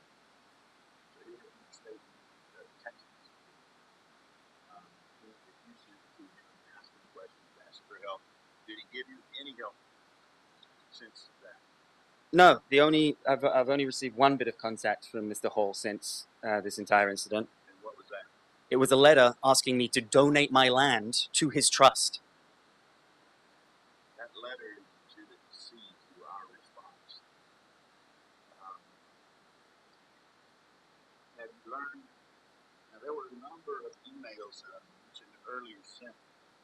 Did you have any knowledge of those emails before the hearing back in September? No, I did not. We were shown those for the first time when we sat down at that hearing. Before the hearing on September 27th, did you know that the Bureau of Street Services was requesting that you have building permits withheld? No, I did not. Did Mr. Brian Ramirez ever ask you about your maps or your contact with the contractor? No, he did not. Is one of those emails from a neighbor of yours? I came to learn that one of the emails was from a neighbor, Ann Song, correct? Tell the commissioners about who Ann Song is. So Ann Song is one of the neighbors that has a property next to my lot. I had actually become friendly with her because I've been in contact with her about the parking situation. I called her about said email when I saw her name on the list, and she didn't know that the email she'd sent was about me. She had taken a template that had been sent to her, which I found out from her was from Ricky Palouse, and added to said template. She was very surprised to learn that it was me. I had to inform her of the case, and we had a further discussion, and I said, now that I can provide you with some evidence, I showed her what had happened. I said, would you be willing to retract your email and send a news statement to the city? And so she said she would. About a week later, I followed up with her. She said she was no longer willing to do that. That was after the hearing. I put her Correct. email up.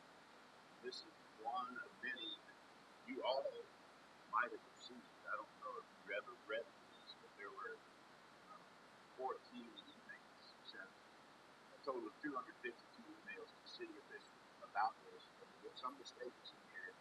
This is Ann Song she wrote as a resident of Kirkwood and Golden Morgan. I am outraged about the illegal removal of mold protecting trees from the property.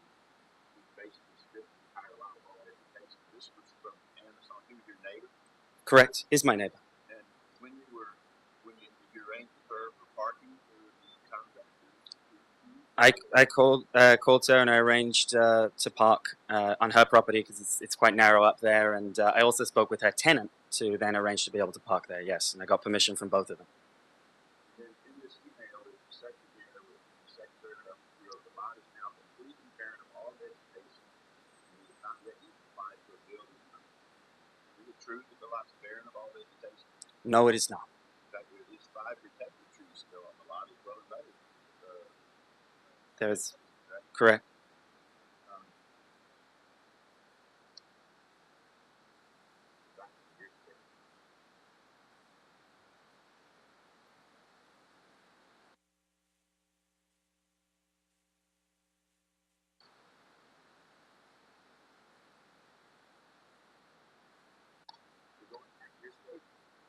You wrote here that you stopped, the job is not finished.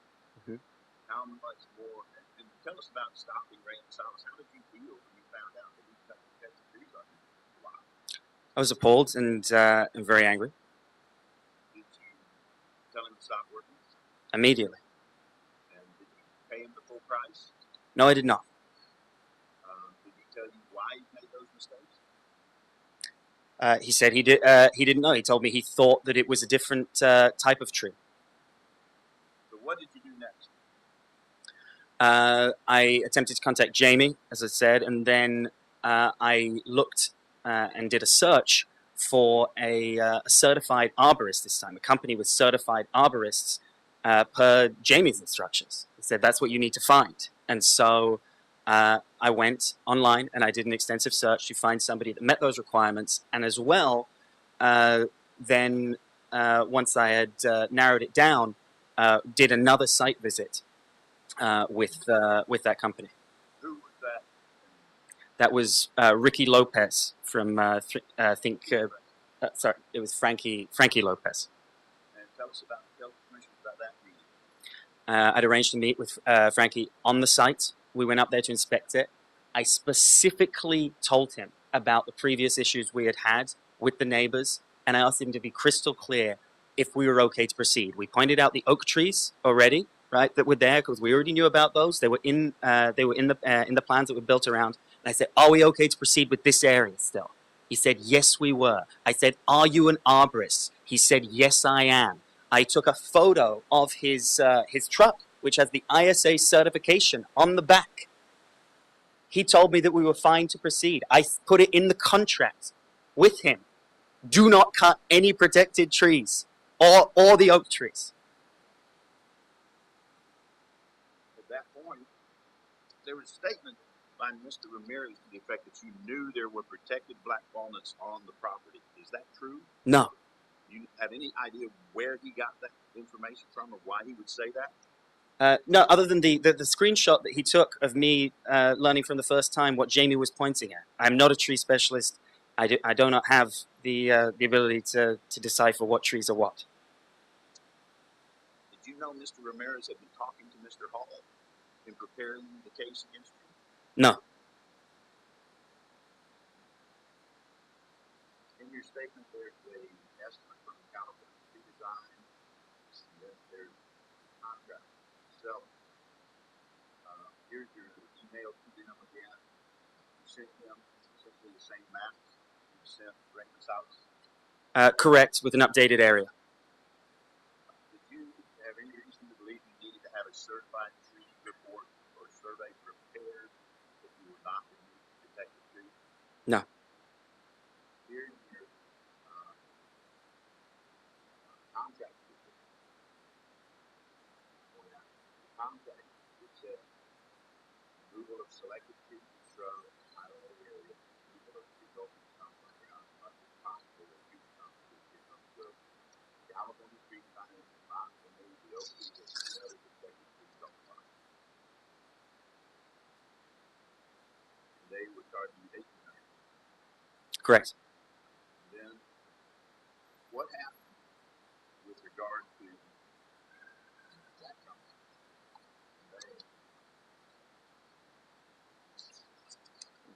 Back. Did you know they cut protected trees out?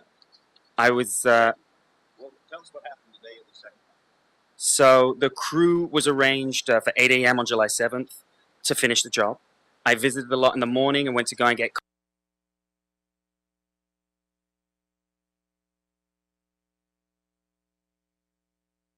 I believe been Ricky Palouse, but I couldn't confirm as I didn't see her. I have since seen her from a video.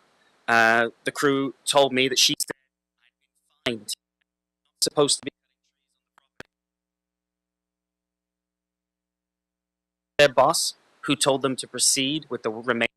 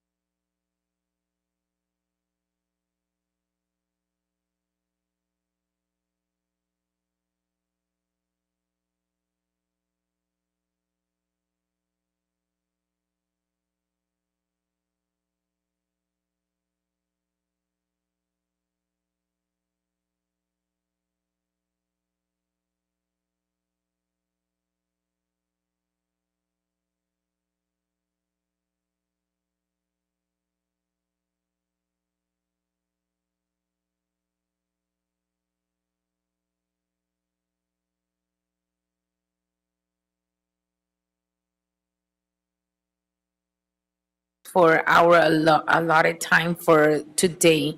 And I do apologize that I really wish we could have gone and settled it if we can. But Mr. UFD, Mr. Ramirez, do you have anything to appeal back to Mr. Monroe's presentation? Yes. Okay. I just, upon hearing the presentation by the appellant, I just wanted to convey there was a couple statements that were made, and I wanted to correct them. I heard the notion that there was some type of consultation or presentation drafted by consulting with Mr. Jamie Hall. I want to put on the record that the only communication that Urban Forestry received was emails alerting Urban Forestry of the tree removals, and he sent over some video links, and the same information that's conveyed by typical applicants or neighbors, informing Urban Forestry of the alleged violations to which we responded. So again, there was no preparation of a meeting or things like that with Mr. Hall.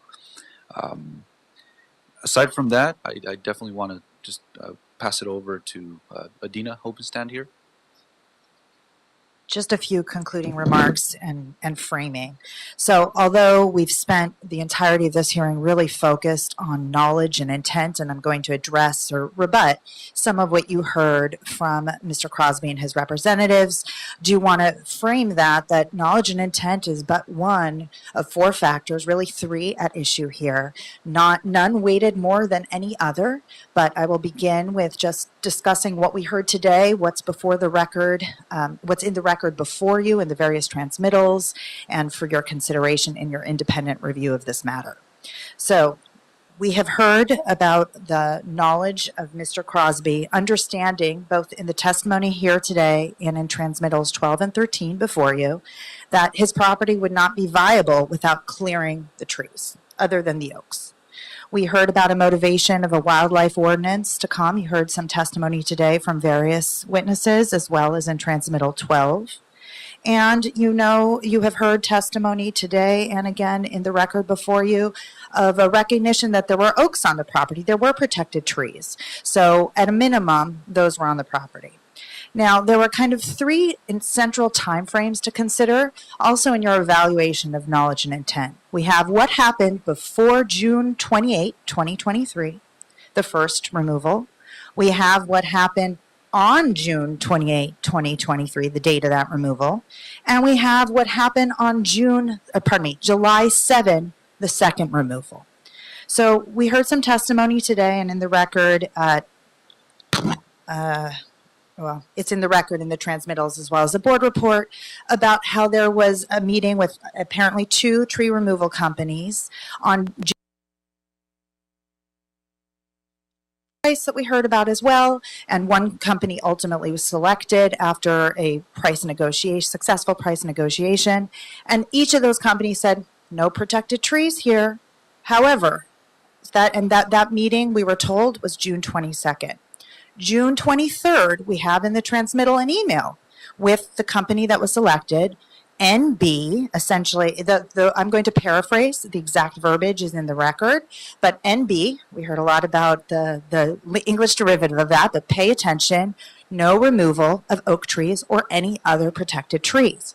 Curious to mention other protected trees in an email when you were just supposedly told no other protected trees were on the property. That is for you to weigh the credibility of all the witnesses and their statements before you, but did want to note that there is a curiosity there. Now, what do we have that happened on June 28? We have the video evidence that you saw where there was verbal notification directly to the property owner and his representative on site. There are protected trees here, and this is how you can tell. This is the walnut, this is the fruit of the tree, and you saw the video after giving us some patience to display that.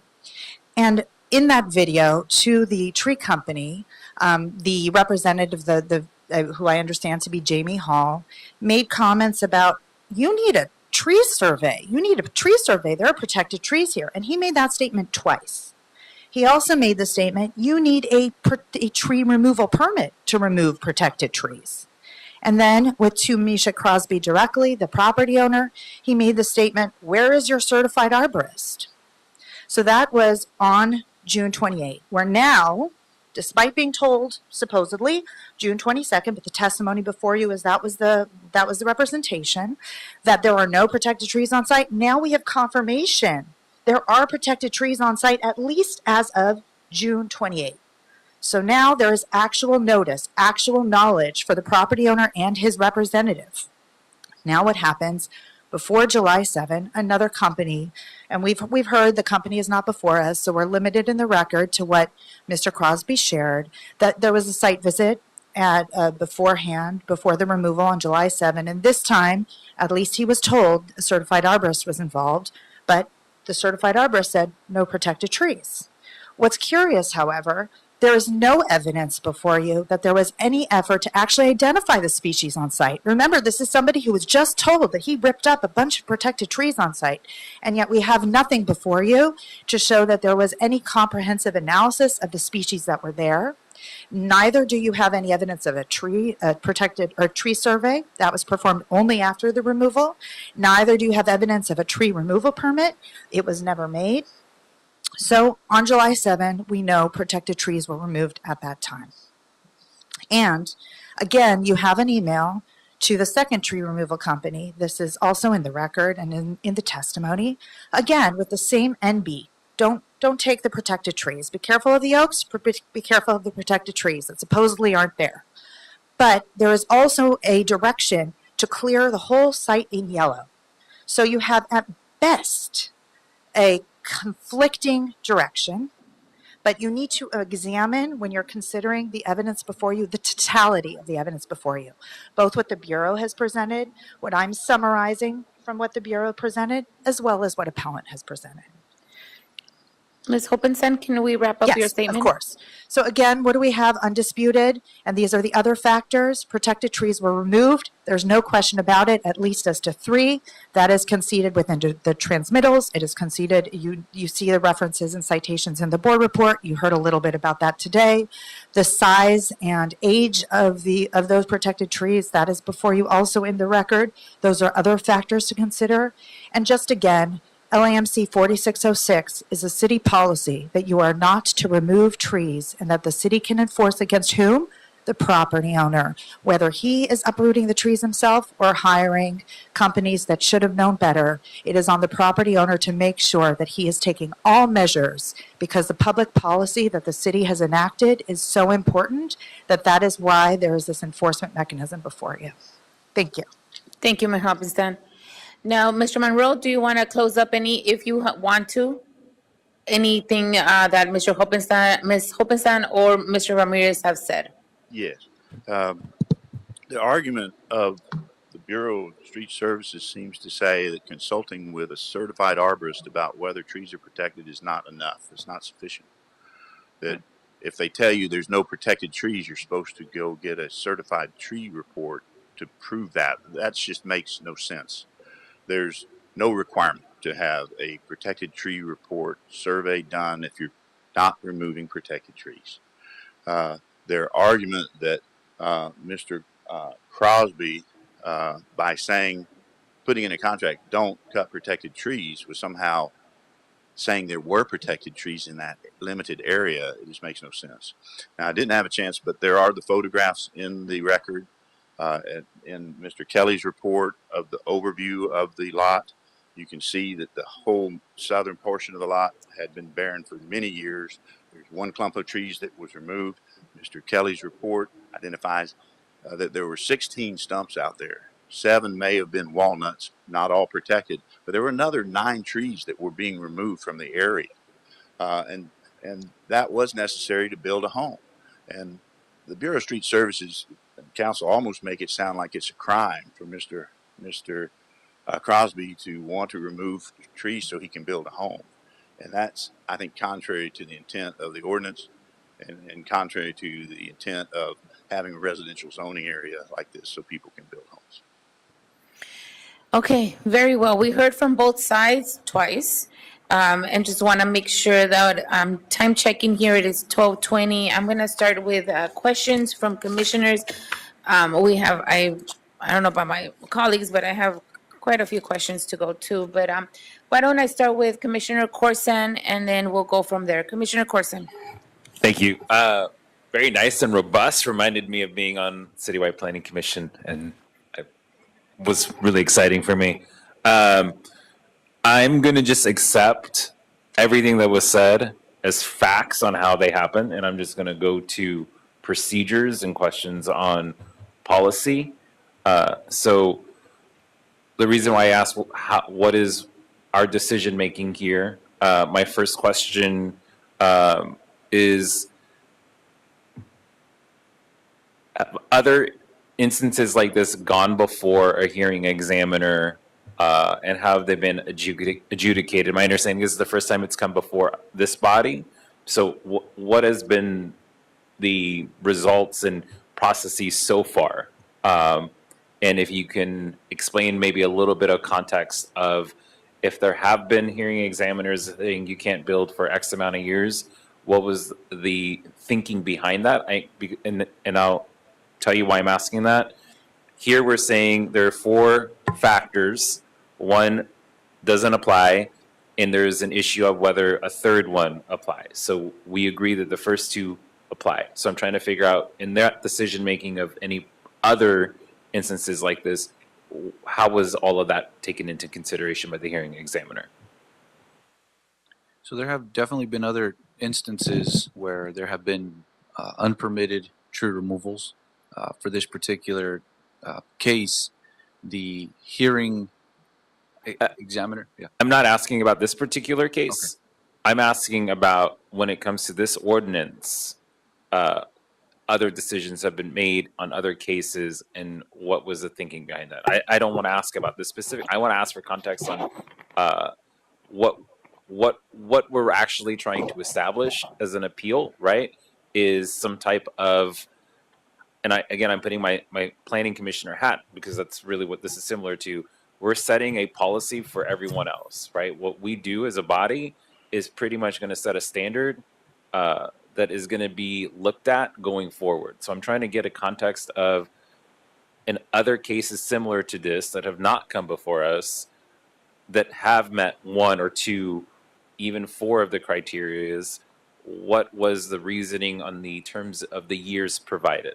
Sorry, I do want to make a clarification for the record. I don't know if you meant to literally that certain factors didn't apply here, but it is not necessarily whether this factor applies or not. Maybe it's less at issue, more at issue, but the 4 factors that the Bureau, as well as now the board, is supposed to consider are all factors that the board should think about and make findings on.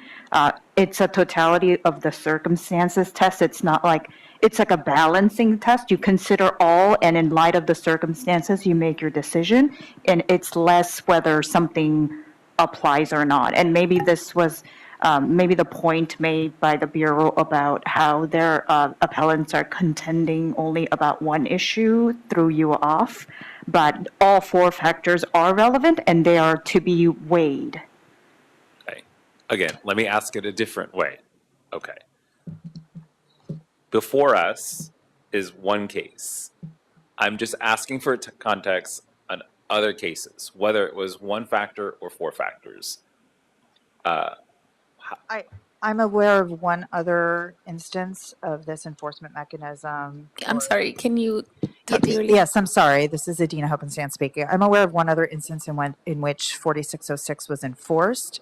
But if you're asking if there are unpermitted tree removals of protected tree removals discovered, what other enforcement there's been by the Bureau, Brian Ramirez here can answer that question. But in terms of this particular appeal process, was not involved in that instance, but I'm aware of it being enforced on one other occasion.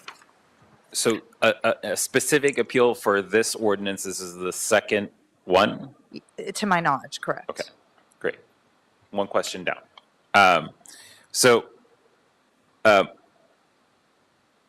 When this, let's just say 4 years, and we had a witness say that when they come back, they would be required to do the tree replacement at that point. Is that how that process would work? Or is it that the trees, they're removed, there's no longer a tree permit removal exchange? Like, what is the process there? To my knowledge, it's the latter that you just explained. I believe that the municipal code, the ordinance 4606, does not speak about any type of replacement as a mitigation or correction for that violation, but rather it only speaks to the withholding or revoking building permits as the actual correction or penalty. You already answered my other question on Jamie Hall.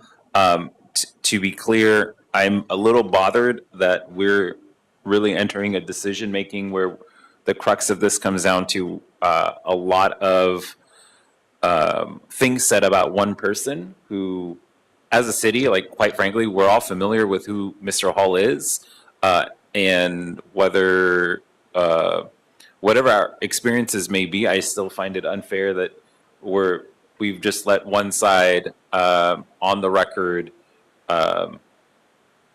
make attacks and charges against one person, and we're going to basically make a decision without that one person who plays a pivotal role because he provided video is not present to counter that. So I just want to throw that out there, that I'm a little uncomfortable with that.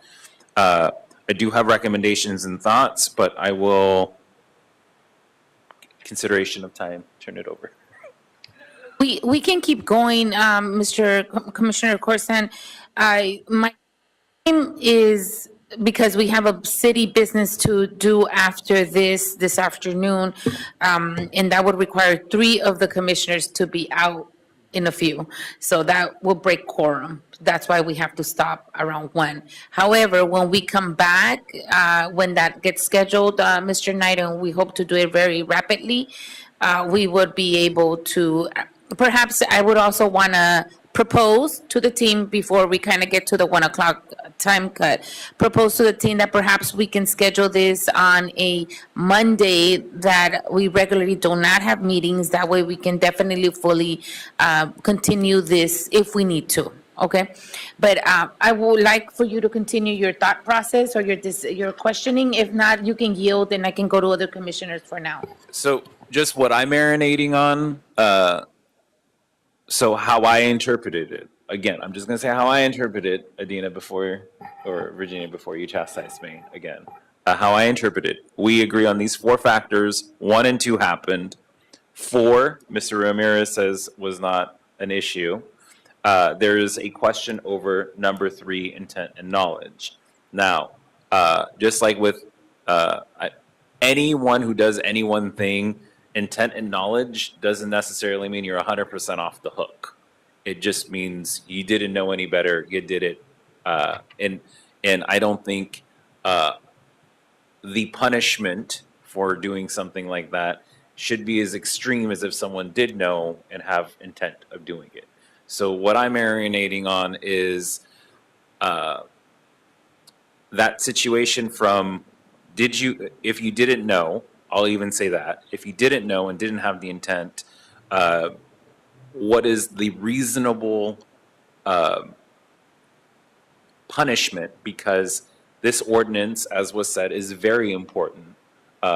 And what we do here as a body sets a precedent that not only balances encouraging economic development and within the hillside communities that this ordinance was not meant to completely stop, but also balances that against our environmental concerns, keeping in mind that this ordinance, as we're seeing with a storm coming, hillside issues, protects against mudslides and situations like that can lead to homes collapsing, roads being closed. So that's what I am marinating on the balance of the conversation and looking for the input of everyone else.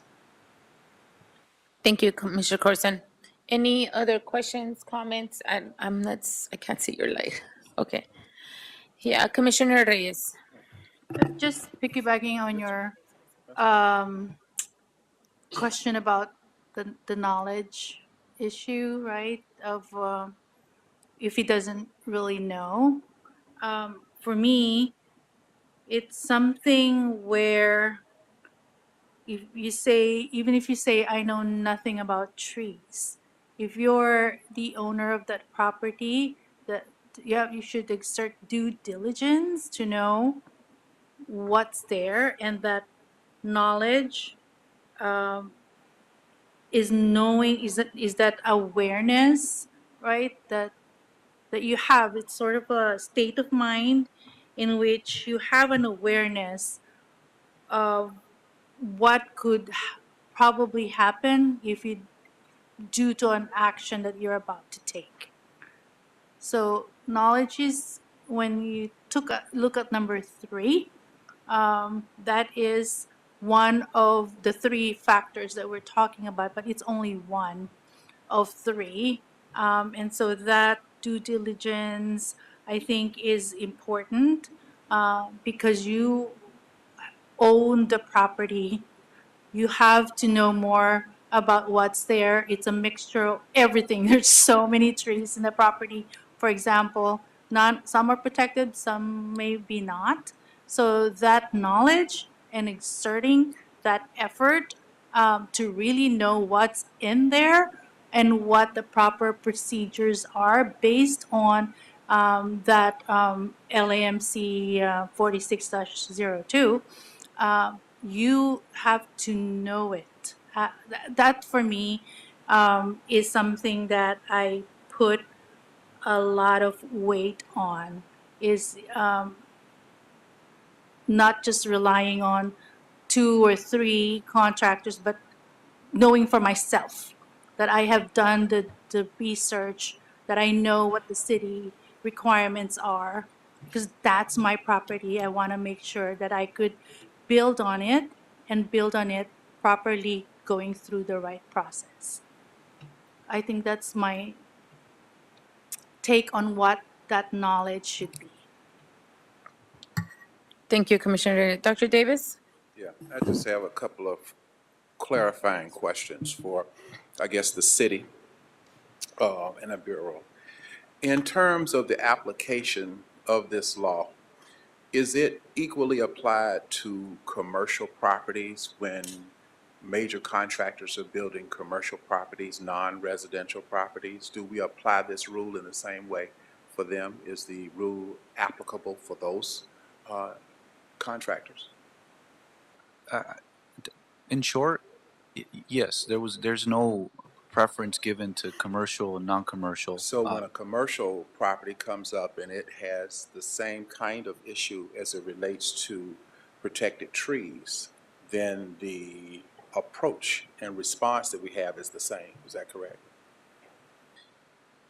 The approach is not always the same in regards to tree violations. As Ms. Hobenstein mentioned, there has been only one other instance where the Bureau has decided to exercise its authority pursuant to 4606. Aside from that, the city has, or the Bureau has exercised its authority in order to remediate these types of violations through other means. In those unique situations that you pivoted to, how might they differ in terms of commercial real estate issues of construction? How might it possibly differ from residential in this circumstance? So I reiterate that the distinction between residential and commercial are not necessarily any considering factor. We don't consider it that factor to decide how to take action on tree violations, but typically the Bureau seeks to pursue the replacement of trees as a way to remediate the in a commercial setting, or will we do the same in this either private? in either? So Yes. that would be applicable here too, if we got to that point in time of evaluation of this circumstance, that we would then potentially use replacement of trees as a part of the solution here potentially as we get to the summary of this case. Is that what you're saying? I would clarify that this particular case is before you today because the Bureau opted not to seek tree replacement as the way to correct this issue, but rather, again, exercised its authority pursuant to the municipal code in observance of that section of the code. So as we explore decision-making, what are the elements that would allow us to decide one scenario versus the other? The question again? How is it that we would decide in this circumstance to not take tree removals versus when we decide that tree removals apply? What is the distinguishing factor in decision-making of the Bureau between both circumstances? Yeah, what I've personally seen, I've been here for a bit over 2 years, is that sometimes the service requests, when they're reported to us, it's at times there's not a lot of evidence, as was the case here, provided by the communities. It's I would say it's a little rare to have community members on site recording in the way that the evidence was presented to us. Oftentimes we get the reports by the constituents through these service requests, and we respond to them. Oftentimes we respond the same day when we can, or days after, but the evidence that's collected is not as substantial as it was in this specific case. I can also attest to the fact that the staffing, the amount of time and resources that it takes to get us to this point may also play a role in the Bureau and the division deciding in whether or not to pursue this as and implement, and uphold the provisions of the code, or go the route of replacement, which in essence captures some sense of retroactive permit process where they're subject to paying what they would have paid if they would have undergone the application process. But it's an after the fact, and it's the effort of the Bureau and the division to try to take some action within our capacity. So in reverse, as it looks at the issue of the evidence, you spoke first of the evidence. Well, let's talk about the evidence. You said that the evidence in this case is not as clear in the other cases that we discussed as it was in this particular circumstance because of the things, filming and others that had taken place. But isn't one of the elements of evidence the removal of the trees? And that don't both circumstances share the removal of protected trees? In other words, even though in fact you have mentioned that there is a difference in terms of the auxiliary things and elements that have been involved in this particular case on one hand, on the other hand, both circumstances, commercial and residential, share the removal of protected trees. And isn't that in and of itself evidence? You are correct. And to that, if allowed, I'd like to verbatim just state what's in the code and also comment on it. It's just one very short excerpt. Sure. On the Municipal Code Section 46.06, Section C. And again, I just quote this excerpt. It mentions, in the event that the Bureau finds that a protected tree or shrub was removed or relocated in violation of Section 4600 of this code, and I interject, that finding was made by the Bureau, and it's not being contested that trees were removed or not. That was a finding that was made. Yeah, So I don't question the issue that in fact that there have been problems with the removal of protected trees here. I'm just trying to talk about, as you remember, my first issue was the equal application of this policy, of this law. And I distinguished residential applications of the law versus the commercial applications of it. And so that's what we're talking about now.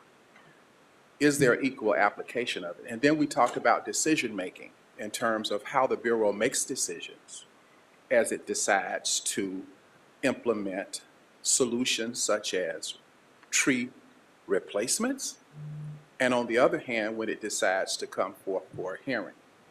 Thus, feeding back to my overwhelming question, the application of this policy on commercial construction versus residential. You get my point? I do. So let me move on. Time. You mentioned time. You said that this one costs a lot of time, I guess. Would that mean that the commercial ones are less timely in terms of our engagement in examining those matters before us? No, and I sincerely apologize, Commissioner. I'm failing to understand the. Well, I was talking about your recent response to me, where we talked about removal of the trees, and then you talked about the time it costs and takes in a residential issue such as this was one of the factors that caused us to come to hearing with this, as opposed to using it as a measure by which we could have implemented tree replacements, right? Yeah. Isn't that what we discussed? So then I'm asking you a question about that. And I'm saying, you said also that there was some issue of the time, and I don't dispute you at all. I'm just asking a question. And it did take a lot of time here, but I also asked the question in response to that. Does commercials not also equally take time like this, or not necessarily so? They do, and regardless of it being commercial or residential, the city takes actions pursuant to the tree violations requests that are forwarded to our division. Now, Let me ask you this. Yeah, okay. How many trees are involved in this case overall? Was it 8 trees? How many? it was 7 walnuts that the Bureau found to have been removed, in addition to the 1 shrub that's So protected. would you give me a number? 8. So there are 8 trees involved here. And so that's one of the reasons for our prayer that they get 10 years, right? Is it because of the 8 trees? It was not 10 that was recommended, and I want to touch on that point. The initial hearing, Urban Forestry, before having heard any of the appellant's information that they gave during that hearing, the initial recommendation was 7 years. Okay. Now, the hearing examiner, hearing officer, after having weighed both sides of the evidence, he determined that it should not be 7, but rather it be 4 years, which is the recommendation so that's being 4. made before you So here today. If I may, Dr. Davis, I think what Dr. Davis and Dr. Davis, just so that be clear, because you weren't able to answer that question correctly in his previous question, or not correctly, that's not the right word. Thoroughly is the right word. If I'm hearing Dr. Davis's question is, why is it that we are applying LAMC section 46.6 to this case and not any other case that has done similar situations? If that's what you were asking, Dr. Davis? Well, I'm looking at the decision-making process. Yeah. And how we make these decisions and what the elements of these decisions we make are. And that will enable me to evaluate what's before me. So, but similarly, yeah. Okay, go on, Dr. Davis. I don't want to interrupt you. And then after that, Okay, so the decision that the hearing officer then made after having reviewed was 4 years is what is being suggested in this circumstance. Right? Yes. Okay, so that kind of gives me some understanding of my clarifying questions.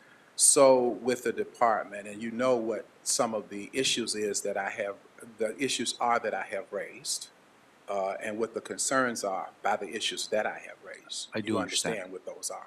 Equal application of the policy. Now, I have some questions for the defendant, if you will. as well. And I don't know when you allow me to make those questions, but I do. May, Could do them now. may, Oh, hold on. Let's just, Commissioner Corson had a comment on your previous questions, and then we'll go to your questions from Mr. Monroe. I don't have a question. I have a time check and a proposal. Since it's 10 minutes out. 10 till 1 is the hard stop. I'm gonna finish. Yeah. If I think I've covered like the points I kind of want covered. There's a few more points I'd want to cover, but Dr. Davis and President Garcia and Vice President Villegas, if maybe we could use the time to give questions that they can come back and answer rather than collecting the answers. So when we reconvene, it's a little bit more efficient in terms of the presentation. I understand that it may not be a sufficient amount of time to ask all of the questions we may want answered, but at least there'll be some framework for what we're reconvening with. So Sometimes you have to decide in the hearing process. In Yeah. court, they don't let you go home Yeah. and study the answer. They want the answer right now. And there's some reason for that as well. So just to be fair, because I gave Commissioner Reyes, she could ask whatever, I gave you also whatever, and I'm going to give Dr. Davis to ask whatever. Good point and good direction.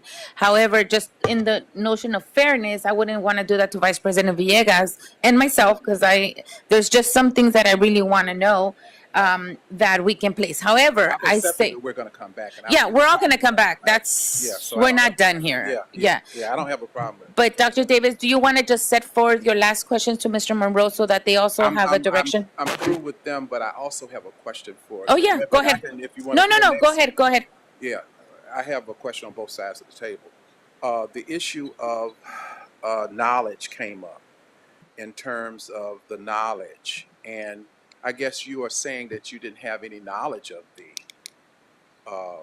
fact that there were protected trees. Is that correct? Well, he knew there were protected trees like the live oaks. He Okay. didn't know in this section if they were protected or not, and that's why he asked the tree professionals to tell him. Oh, I So see. the only knowledge he had was what he was told by the two different groups of professionals first. Both told him the same thing. It's reasonable for him to believe that. That was his knowledge. Now, after that, he then hired someone who said they were an arborist. So he gave them, it was referred to in this hearing that his instructions were not clear. Let me ask first, as a matter of fact, oak trees are protected, is that correct? Yes, sir. Yes. Not all. The shrub oak that was cut down, So that he- is not protected. In his instruction, he in fact did mention oak trees, Yes, sir. both times, several times. Yes, sir. And then he said, and other protected trees. It was innuendo by the Bureau that this other protected trees was not clear. So that therefore, as you mentioned, other protected trees, looking back at it, perhaps there was some more definition we could have given the company, perhaps, in terms of the instructions, as you look at this discussion we're having about your instructions to because they are being questioned. They are questioning your instructions to your hired tree removal company and saying that the instructions were conflicting, if I heard them correctly. Specifically on the second part of your instructions, you said on one half, don't basically mess with the oaks, and then you said other, but you did not specify. I would suggest that perhaps they are insinuating that maybe perhaps you should have been more specific in the second part of your instructions. So I'm appealing to you to explain to me specifically how you felt that the instructions were clear. And Let me get my statement, if I may. Try to be as crystal clear as I could possibly be. I don't know how much more clear I could have been.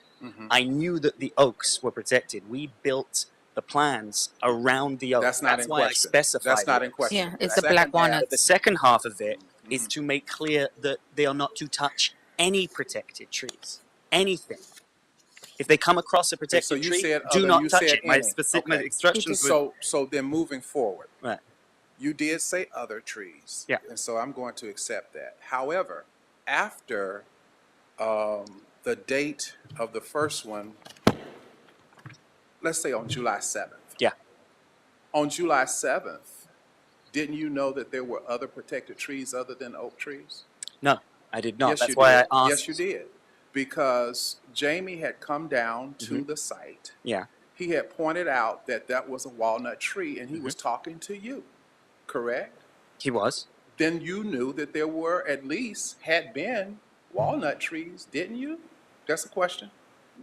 You For did any not- remaining work? No, I had somebody inspect any remaining trees to But confirm that they here's were my not point. protected. Correct me if I'm wrong, because I don't necessarily know that I'm right. I wasn't. Sure, sure. But I saw the video. Yeah. And I heard him say in the first time that you all interacted, Yeah. that these were walnut trees on the ground. Mhm. And I heard you there interacting with him about it. Correct. Which means that on July 7th, subsequent to the first time, the second time, you had knowledge, I would have thought, Mhm. that there was more than just oak trees. You've confirmed that oak trees are protected, but also walnuts are protected, right?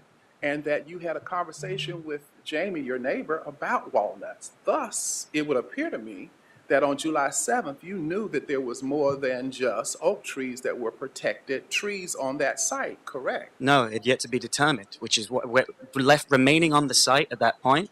Jamie may have come and shown that, oh, some of these trees, he was saying they were protected. I was taking his word for it that we were going to stop and assess it by a professional. I then went back to the site with a certified arborist to determine what was left on the site, and he told ask me you there were this. no Let me protected ask you trees. this.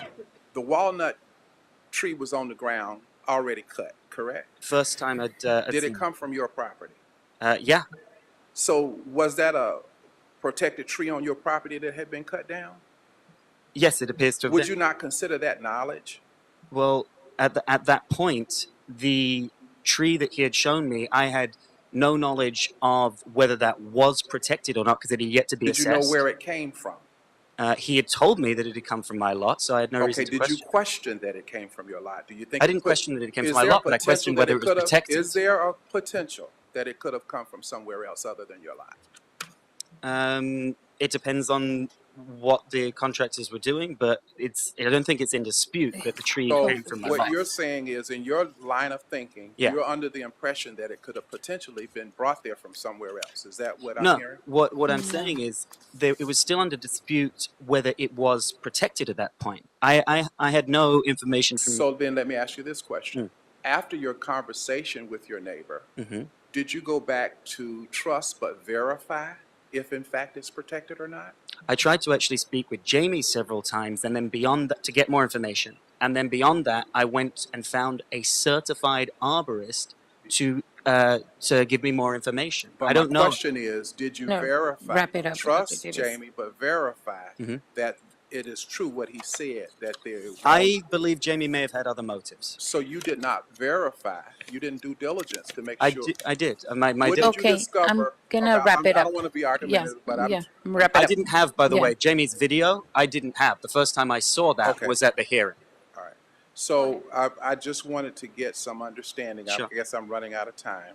I wanted to get some understanding in terms of due diligence and knowledge Right. about the process, because I do think as we look at this issue, that knowledge and due diligence is important, following through, trusting, but verifying, particularly when an issue has been brought before us Sure. about the trees. It would allow us to move forward more comprehensively and more efficiently in terms of making sure that we're in compliance, because I do believe that you wish to be in compliance. I So do. I operate with that, and those are some of the issues of concern Of course. as a commissioner that I would have as we look at this. And I thank you for indulging me Of course. in these questions. Very well. Thank you, Dr. Davis. I'm going to wrap us up here and just to kind of put context into where we're at right now. Before I do that, President Villegas, just to be completely fair, is there anything you want to discuss now? Well, we have 3 minutes, so I think I'm just going to leave my comments for the next meeting. Okay.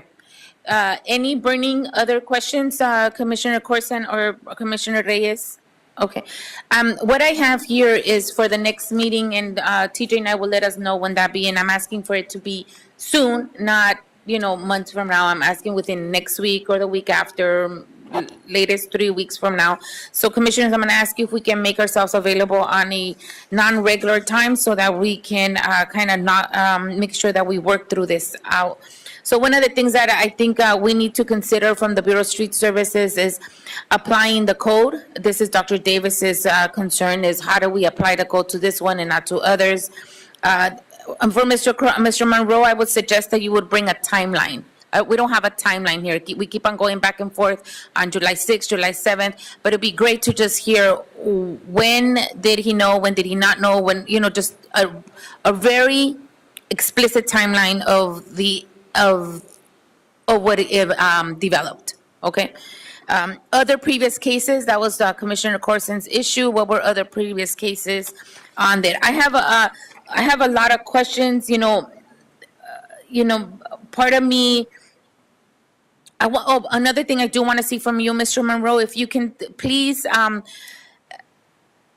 extract Jamie Hall's letter where he is asking Mr. Crosby to donate his land. I want to see that letter. Can you take it out of the exhibit and bring it to us here next time? Thank you. Secondly, we're talking about LMC code 46.06 and so forth. Can I have a description of what 46.606 really is and what it details? I'm curious to know what's the threshold of trees being removed there, and I just don't see it.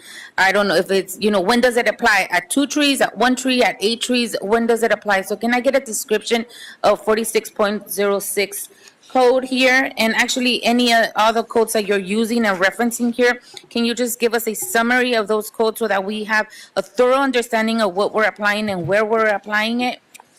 President Garcia. We could do it for next time, Ms. Choi. Is that a request? That is a request. The Bureau or for my? That is a request from the City Attorney's Office. I want to see a summary of the LAMC codes that are being applied to this case. Okay. Thank you. I have one Sure. additional question on the municipal codes, and if they do indeed include the 4 factors.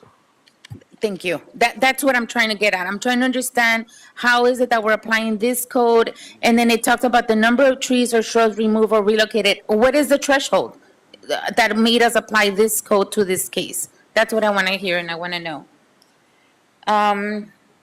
There was a whole lot said. There was a whole lot of letters coming in from, I guess, the community.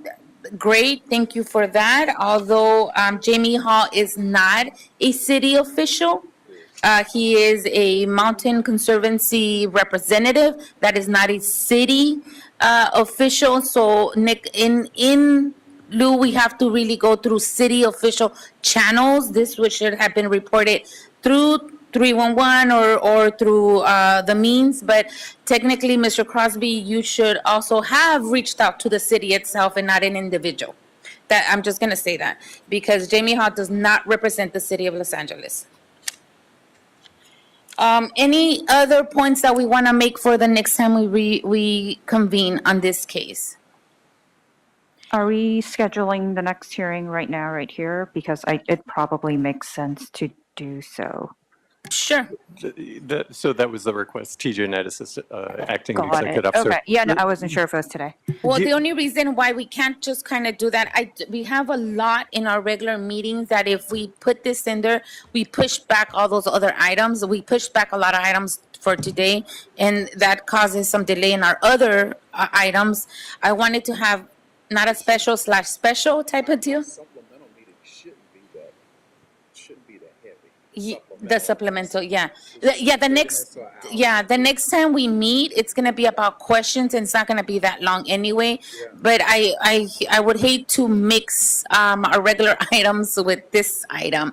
So that's why I'm asking to see if we can kind of look at everybody's calendar, perhaps for a Monday, maybe not next Monday, but the Monday after, perhaps at a 1 o'clock type of deal on a type of special meeting, but it wouldn't be a special meeting. Right, certainly, Madam President. So I just wanted to make sure that all the parties here would be able to check their calendar. Yeah, that's the take problem. a minute and just verify that everyone who is, here would be able to attend a Monday upcoming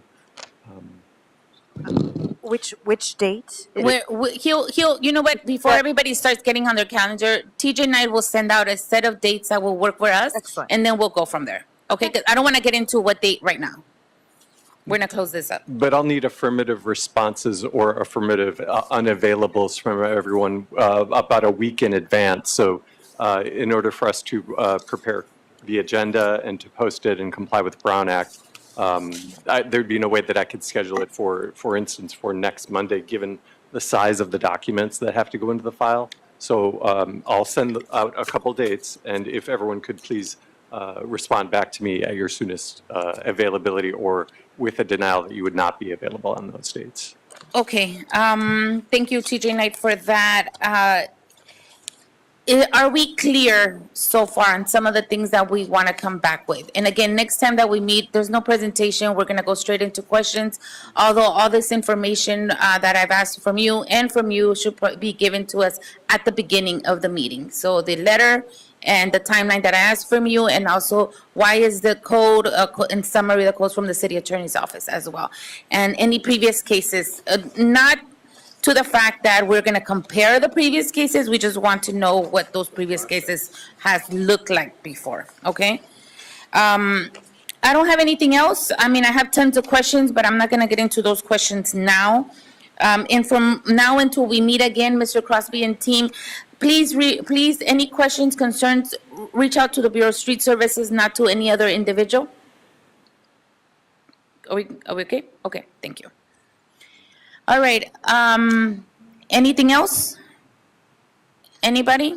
Okay, hearing none. It is 1:04 and this meeting is officially adjourned. However, we're on a pause of this case and we'll resume back on a date to be determined, but it's gonna be within the next no later than 3 weeks. Thank you very much, Madam President. That does clear the agenda for today. Thank you so much, TJ Knight. Thank you, everybody, for being here, for your time. Street Services, City Attorney, Mr. Monroe, Mr. Crosby, and team. Thank you. Have a good day, everyone.